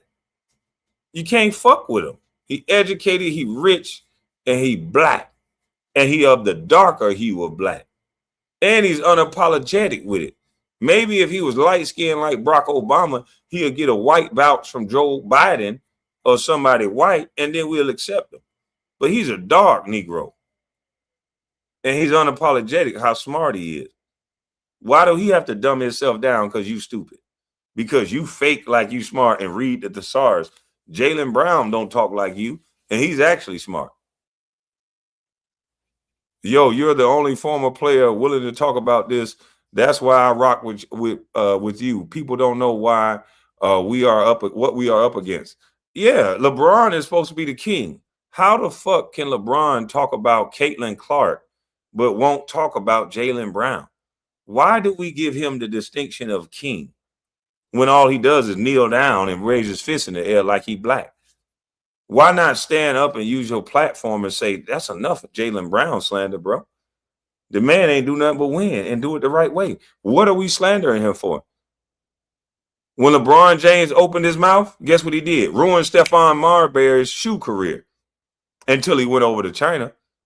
How come the king only opened his mouth to take away from black folk, but when he opened his mouth, it ain't never to add to black folk? That nigga opened his mouth and went on Twitter and talking about free Big Meech, a drug dealer. When he opened his mouth, it's something stupid attached to the hood. Why he ain't open his mouth and say that Jaylen Brown, a black man, is being attacked while he's building Black Wall Street? We don't want to hear that no more. And it would have went away. But no, we got to hear LeBron cry about whether we think he the king or not. He never says anything. Clutch Sports and all you clown LeBron fans, y'all always talking this black power and talking about a black man. Why don't y'all ever speak up for Jaylen Brown, who's a black man who with a black initiative that's talking about black people? Why don't y'all talk about him? That's why I know all this shit is fake. All of this is disingenuous, and it's all about who we like. Jaylen Brown is in Boston with a black initiative in a place where that's not going to be appreciated. Now that he's going to Philly, the city of brotherly love, any black initiative that he come up with is going to be received and embraced with open arms. It's going to be well respected, and he's going to get his just due. So I just don't understand why more active NBA players, if it's supposed to be Wakanda like these niggas be talking about, if it's supposed to be all y'all can kneel down together because your white publicists tell you to, then why y'all can't stand up for Jaylen Brown? I would love to hear Rich Paul stop crying about MJ being the GOAT and use his platform to say, stop fucking with Jaylen Brown. I would love to hear LeBron stop trying to sway the narrative and be an actual so-called king and say something about Jaylen Brown. I would love to hear these men step in the gap and stop this bullshit. But y'all men don't never say nothing. You're weaklings. You sit there and take it all. You only speak up for unalive men. You only speak up for women. You don't speak up for another fellow man that's trying to do the right thing. I thought men are supposed to be the truth. You're the closest to God. You're supposed to be the truth. That's why some people in New York call themselves to God, which I think is blasphemy, but you're the closest to God, so it's supposed to be the truth. Why don't you speak on things like this when you see a person being raked over the coals and your only excuse is because he's smart? As if that's a bad thing? This is a fucking shame. You fanboys are sick. But you're talking to Draymond, and you're sitting there talking like he's got a point. Draymond, respectfully, you don't have a point. I wish y'all number the best. It's just sad that these conversations devolve to this. Just like you're going to go on with your life trying to win championships, I'm going to go on with mine, trying to have the top rated show. Good luck, Jamel. Good luck, Draymond. Peace and love. Catch y'all later. When Skip Bayless challenged you to come on his show on Fox and you retorted that it's a waste of your time, he don't have a snowball's chance in hell of coming at you or getting you to come on his show. He's done. He's the past. He's finished. That was one thing you said. And then you had him on your podcast, your show. And it was an entirely different tune that you were singing. You never invited me on Draymond Green's show since we haven't spoken.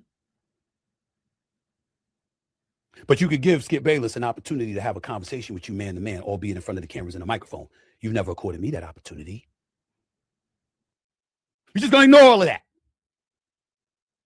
Ain't going to come at me like that. You bring up LeBron James. You are absolutely right, Draymond Green. I'm not in the locker room too often anymore. Would it happen to be because I got to wake up at 7 o'clock every morning for a morning meeting? Because I do a live television show that's #1 in the mornings for 14 consecutive years and counting. God has blessed me with that. And I have obligations where I can't afford to wait to be in the locker room when y'all go in there and then you go in the shower and you take your time getting dressed and the media is supposed to wait for you. If you know you have my number. All right, cool. So you heard what he had to say. So then Jaylen Rose, so many Jaylen Rose, he caught a whiff of this. And if you guys know, Jaylen Rose has been on ESPN. He's had moments with Stephen A. Smith, for example, where he said, stop calling players scrubs and all of that. Players work hard doing that Kwame Brown thing. And Stephen A. Smith began to modify his position on things. Well, here again, Jaylen Rose is calling out Stephen A. Smith. But before we get into his comments, today's video is brought to you by sponsor Prize Picks. It's a scorching sports summer, and you can make all your picks on Prize. Right? #1 group stage and women's basketball 50 is on Prize. Win a trip. Use code CLNS of the yes on the 9th. He said the most phony thing amongst quote unquote media members is beefing. Then say I'll go on your show or vice versa to discuss it. See, chasing clicks, lame. That was directly towards Stephen A. Smith because he was talking about Draymond Green not inviting him to his show. You didn't invite me to your show. You didn't afford me that same opportunity that you gave to what's his name? Skip Bayless. Right? You didn't afford it. And he even said, if it's ever an issue, y'all know me, I'm pulling up. So let's name the play. And he's been saying that for years. I think what Jaylen Rose is speaking to, however, is this. is the circus of sports media. There's a circus to it. There's this thing of, you know, anything you say, I'll respond to. Anything I say, you know, I say, you respond to. It's what it's become, right? It's like, you know, it's the wild, wild west. It never used to be like that. In the past, journalists really never went at each other. And if they had issues, it was really behind the scenes. But now it all kind of, that's the new game, man. And everybody's a part of it. And to Jalen Rose, he doesn't like it. For all I know, Jalen Rose could not like my content. You know, it's his opinion. But clearly, the things that Stephen A. Smith is doing annoyed him to the point where he felt like he had to put out a statement. And we all know who that was directed to. That's a fact. We all know who that was directed towards. So let's hear this one. Let's hear this GM talk about Jaylen Brown, which this was the dumbest excuse that I ever heard, which we all know this guy should have been an Olympian. This guy should have been a lot of things that he's not being celebrated for. So this is sad. And be defensive about that. But the path looked a little bit more challenging with 70% of our cap and such a high percent of our usage tied into 2 players. This has got to be the lamest shit of an excuse for somebody to get traded. Yeah. Of all time. When Luka got traded, I understood it. Oh, he doesn't play defense. He got a shame. Yeah. But and like, it was about to be $350 million. You know, when like big names get traded, it's always something that comes out. You're the smartest guy in the room. Say that Jaylen Brown it's a disease. He suddenly thinks he's the smartest guy in every room he's in. I've worked with people in the media. It's really, you get into a really bad space. You make a lot of money. Suddenly you're absolutely sure. You don't want to listen to your bosses. You don't want to listen to consultants. You don't want to listen to teammates. Jaylen's kind of, and by the way, this was, one executive told me, this was always a little bit of Jaylen Brown's personality, kind of the smartest guy in the room. And his analytics didn't add up. Yeah. But they won it's not 50 plus games and was second in the East. Did you hear what I'm saying? Yeah. These are the reasons he supposedly left a sour taste in the organization's mouth to get traded. Well, now this goes to show you that analytics shouldn't mean Jack Judy. I mean, it tells some of the story, but it don't tell the whole story. And that's why Rob Pelinka said we're playing AI basketball, because the people that don't know how to talk basketball and don't know anything about basketball, the only thing they can go off of is analytics. So computer shit. And analytics can't tell you about will. Analytics can't teach drive, determination, will. It doesn't. There's no analytics that can show that. And so it's hard to talk sports with people that just, you know, regurgitate stats and analytics, and they think that's the end all be all to everything. And it's not. But they'll tell you like it is, boy. They'll talk to you like that's everything. But hold on, let me finish this. So here we go again, back with another one, and we got to go ahead and talk about the Brads. I might be wrong. I'm not going to stand up here and be defensive about that. But the path looked challenging to me. Mr. Handman. And of course, nobody was buying The it. path looked a little bit more challenging to me. I might be wrong. I'm not going to stand up here and be defensive about that. But the path looked a little bit more challenging with 70%. Man, just listening to him talk, I could tell Jaylen Brown's smarter than him. Just listen to how indecisive he is. Well, I don't know. I could be wrong. Yeah, Jaylen Brown definitely smarter than you. Jaylen Brown gonna come in there and tell you how it is, and you might not like it because you're indecisive. So yeah, this weenie dog that traded Jaylen Brown, he don't know. In my opinion, Jaylen Brown is smarter than him. Of our cap and such a high percent of our usage tied into 2 players. So let me get this right. I'm going to make sure for context. He said one of the reasons, and this could be the only reason, but I think there are a lot of 2 things, 3 things, 4 things could be true. He said one of the reasons that he didn't want to have guys with high usage rate, 2 guys with high usage rates, and taking up 70% of the cap. Now, mind you, you were trying to trade for Giannis, who wanted 35% of your cap, which would have been 2 guys again having half the cap, and another guy that has an extremely high usage rate. It might be higher than both JB and JT's. So you were looking to bring him on, and that wasn't gonna be no issue. The issue seems to be Giannis wanted 3 years. You seem to be only go to 2. But the mere fact you was willing to bring somebody on to eat up 30% of your cap, so now you're back to 70%, 2 guys, and somebody with a high usage rate. I'm not so sure, Chad. I didn't look at it. Nah, at least Shannon didn't lie on this point. You were about to spend the money into two guys in Giannis. It would have been Giannis, and it would have been not Jaylen Brown, but what's his face? I keep fucking up the dude's name because I'm just tired of hearing the whole back and forth drama. But it would have been the money still been tied up in the two guys. So why would you say this is why you don't give a sound bite? This is why you don't say that. Because now people can be like, but you was about to tie the money up into two guys if Giannis would have came. Giannis wanted the max.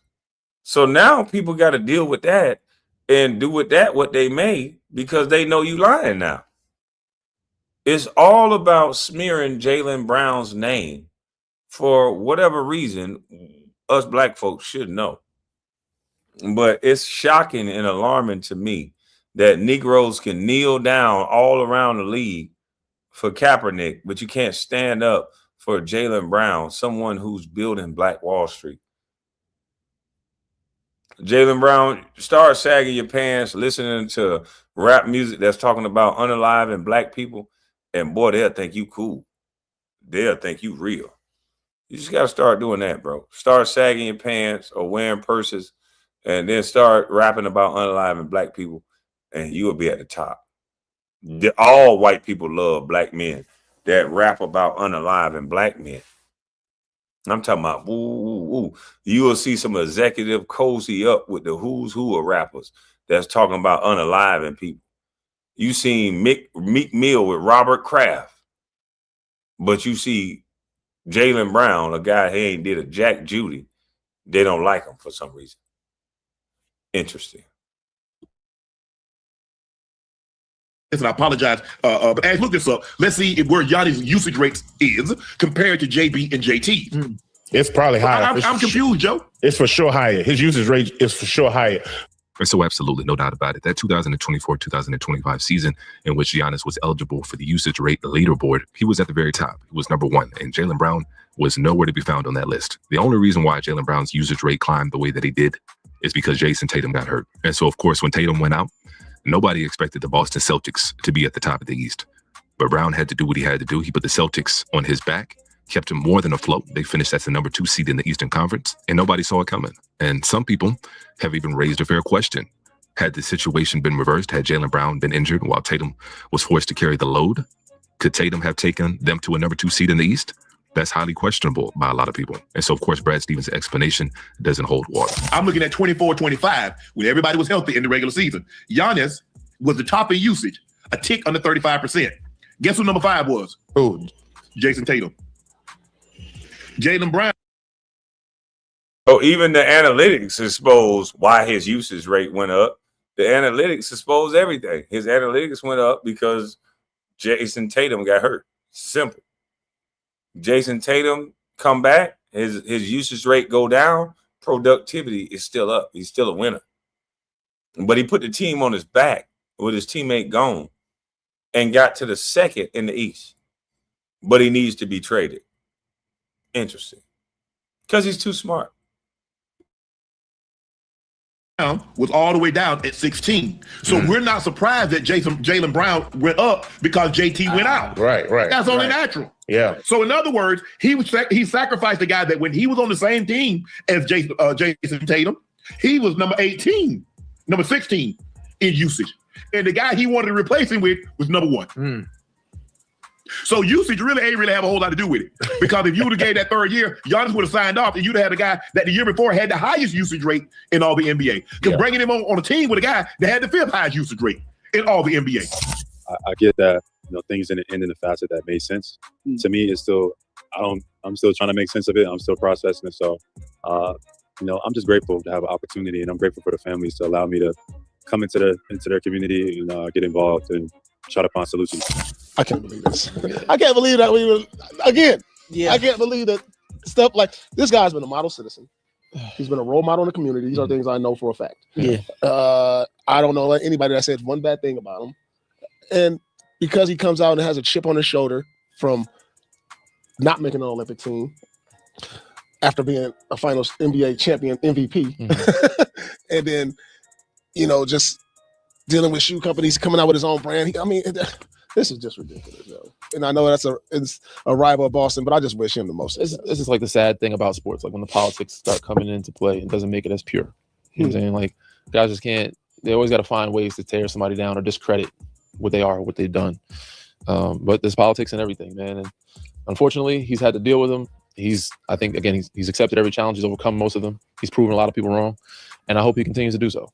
So right now, a lot of people are kind of feeling the same way. As messy as this was, as avoidable as this was, we all know it was the best thing for Jaylen Brown. Jaylen Brown was never appreciated by the Boston Celtics like he should have been appreciated. And the best thing about it for Jaylen Brown. Look at this man. Fan interaction, no matter what color you are. Look at this man. Fan interaction, all that. And they don't like him. The fuck out of here, man. I'm tired of these people. He gets to go compete for a championship.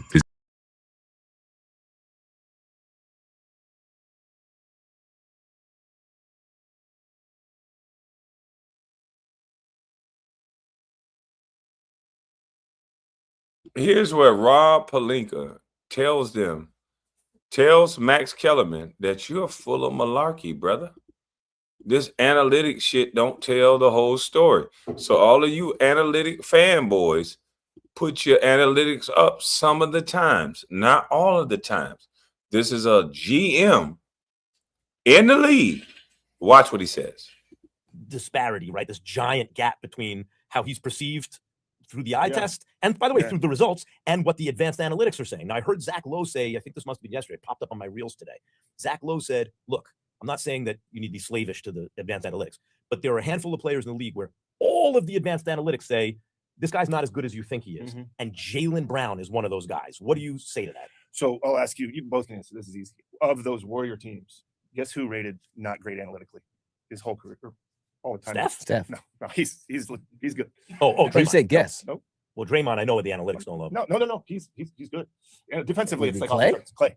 Think about that. And Rich Paul talking about, you said guess. Yeah, you said guess. Now, I mean, you guessed wrong. Guess again. Sorry, Bob Myers. Yep, you're right. Bob Myers. But you said, I don't know why. I get him and Rob Pelinka fucked up. But this is Bob Myers, correct. Sorry. I actually know Bob Myers. I met Bob Myers. I don't know why I fucked his name up. Apologies.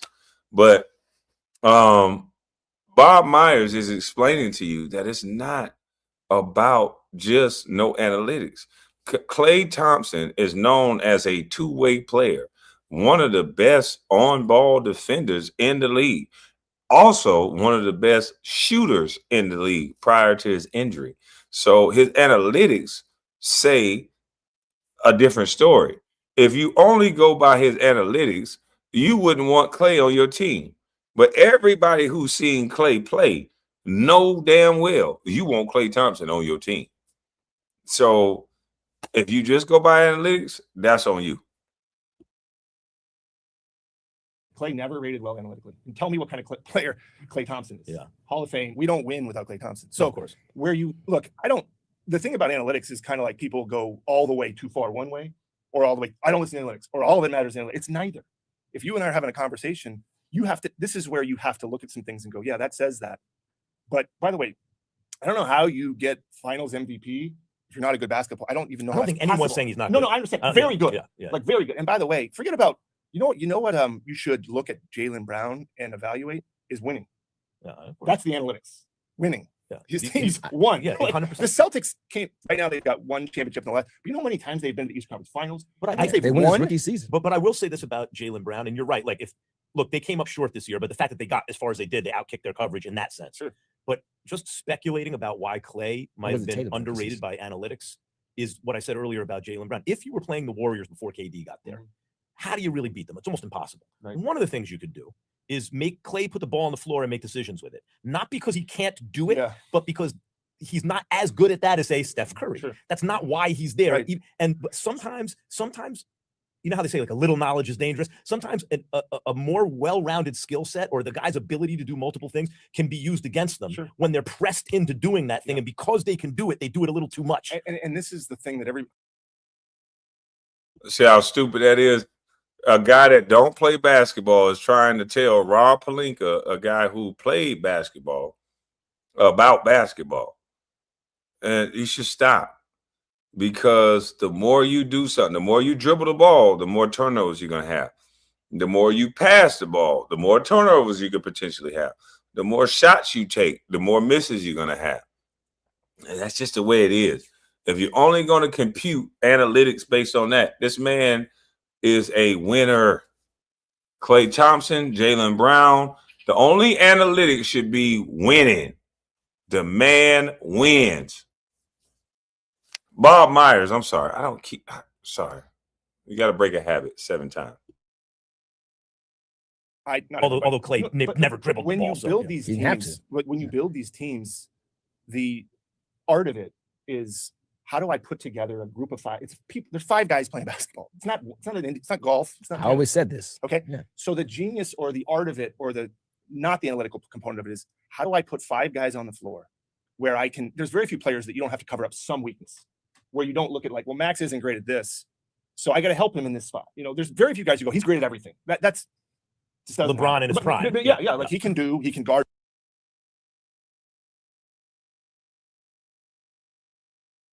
LeBron in his prime is great at everything.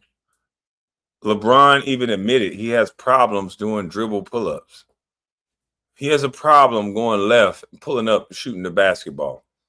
He has a problem. He feels more comfortable going right all the way to the basket, but he feels comfortable pulling up, going right. To say that LeBron has no holes in his game is absolutely crazy when he can't even post up in his prime. He can't post up now. He can't post up in his prime. Like, I just don't understand this. This is weird. Like, this media, and I told y'all, here's why I know this shit is manufactured. And this is why I didn't want to say anything, because you guys love people. And I said I was here to expose the go along, get along gang. But everybody that's in the go along, get along gang, guess what? You love them. You love Jay-Z, but he gonna sell you up the river for the contract every time. You love Oprah. She gonna sell you up the river every time. You love LeBron. He got a whole Baphomet motherfucking sign on his chest. You love these people, so you're gonna automatically hate me for telling you that this is who they are. This is a shame. I know it's Bob Myers, but I'm gonna fuck it up again. I'm sorry. You love these people, so you're gonna find reasons to take away from me because you like them. But if you just look at what they actually do, they don't do anything for you, or say anything for you, or do anything that stands and show they represent you. You only like them. You only talk about them. They don't talk about you. Jay-Z, nobody don't talk about you. This shit is sad. You guys are idol worshiping people that can give a hill of beans about you. These are narratives. When they put the chosen one on LeBron James' back, that meant Carmelo Anthony cannot win the motherfucking Rookie of the Year. That means the chosen one got to win it. That's why I don't like these groups. They destroying us. I can show you a video of a group called the Police, and y'all call them the Blue Wall of Silence. And they lied over a whole investigation, which I'm going to show on my Patreon. They lied about a whole investigation to protect one of the officers that's a part of the group. This is what groups do. They lie to protect one another. That's why certain people join groups. The weak and the strong join groups. And given situations, sometimes groups are a must. But right now, we free. There's no need for a group. You can have like-minded thinkers that you can hold each other accountable, but a group where we all think alike, this is our problem. This is our problem. And you guys idolize these people until they do a scandal. Everybody was loving Diddy. Now people mad at Diddy. All y'all do is idol worship people. And it's sad. It's really sad. But I'll leave you guys with that. Bob Myers just proved that it's not just about no goddamn analytics. Matter of fact, he got a little more to this. Let me let him finish. multiple positions. He can pass, rebound, steal, everything. But most guys aren't like that. So then you go, okay, Klay Thompson, let's put him on Kyrie Irving or James Harden. Just you shut him down. If we don't have that guy, we do not win those series. Now, the analytics doesn't value that as much. But winning, we don't win without him. So what you're saying is, no, the analytics do account for that in box plus minus. But not like they look at a lot of. The analytics don't account for a player taking more shots than he would take to get his average. The analytics don't account for a guy running through screens and getting under and over screens and giving his all, and his legs might be a little shaky, so his 3-point percentage go down. Just imagine how many threes Klay Thompson would have made if they protected him like they did LeBron James. Put him on the weakest scorer. Klay Thompson could have did what LeBron James and most of these guys do. Go to a team, run the team, guard the weakest scorer where you could just hide. You can hide on the weakest scorer. And then now you have legs to give all of your energy and effort to offense. That's not what Klay Thomas was afforded. Klay Thompson, he wasn't afforded that. He had to guard the best offensive player, and he still had to hit the corner three. He still had to hit an open shot. So you have to give credence and kudos to that. Analytics can't teach that. Off-ball defense, block steals, things like that. They don't value enough of, I'm guarding Max, and I'm just going to shut you down. They don't value and how that might have an effect on what's happening elsewhere. Because if you're looking yeah. if you were asking somebody what's wrong with the analytics, they would say, well, he doesn't do this, and you'd be like, okay, but he does all these other things. Sometimes the analytics overvalue certain parts. Maybe I think they've gotten pretty. You would know more than I, but better than I would. But I think in basketball, a lot of. So you saw it there. We have to get a lot of entertainers out of talking about basketball because this is dumbing down the fans. We got so many people that have an opinion about basketball, back bigger than a motherfucker.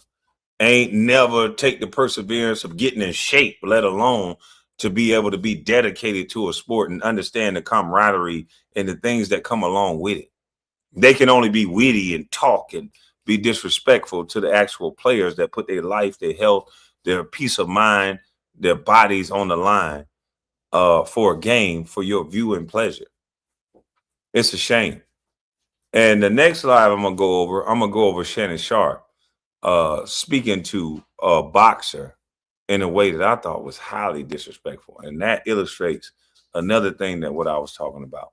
But we'll get back to that. But for now, I got to get up out of this thing, man. So salute to y'all. I'm up out of this thing. I'm gone.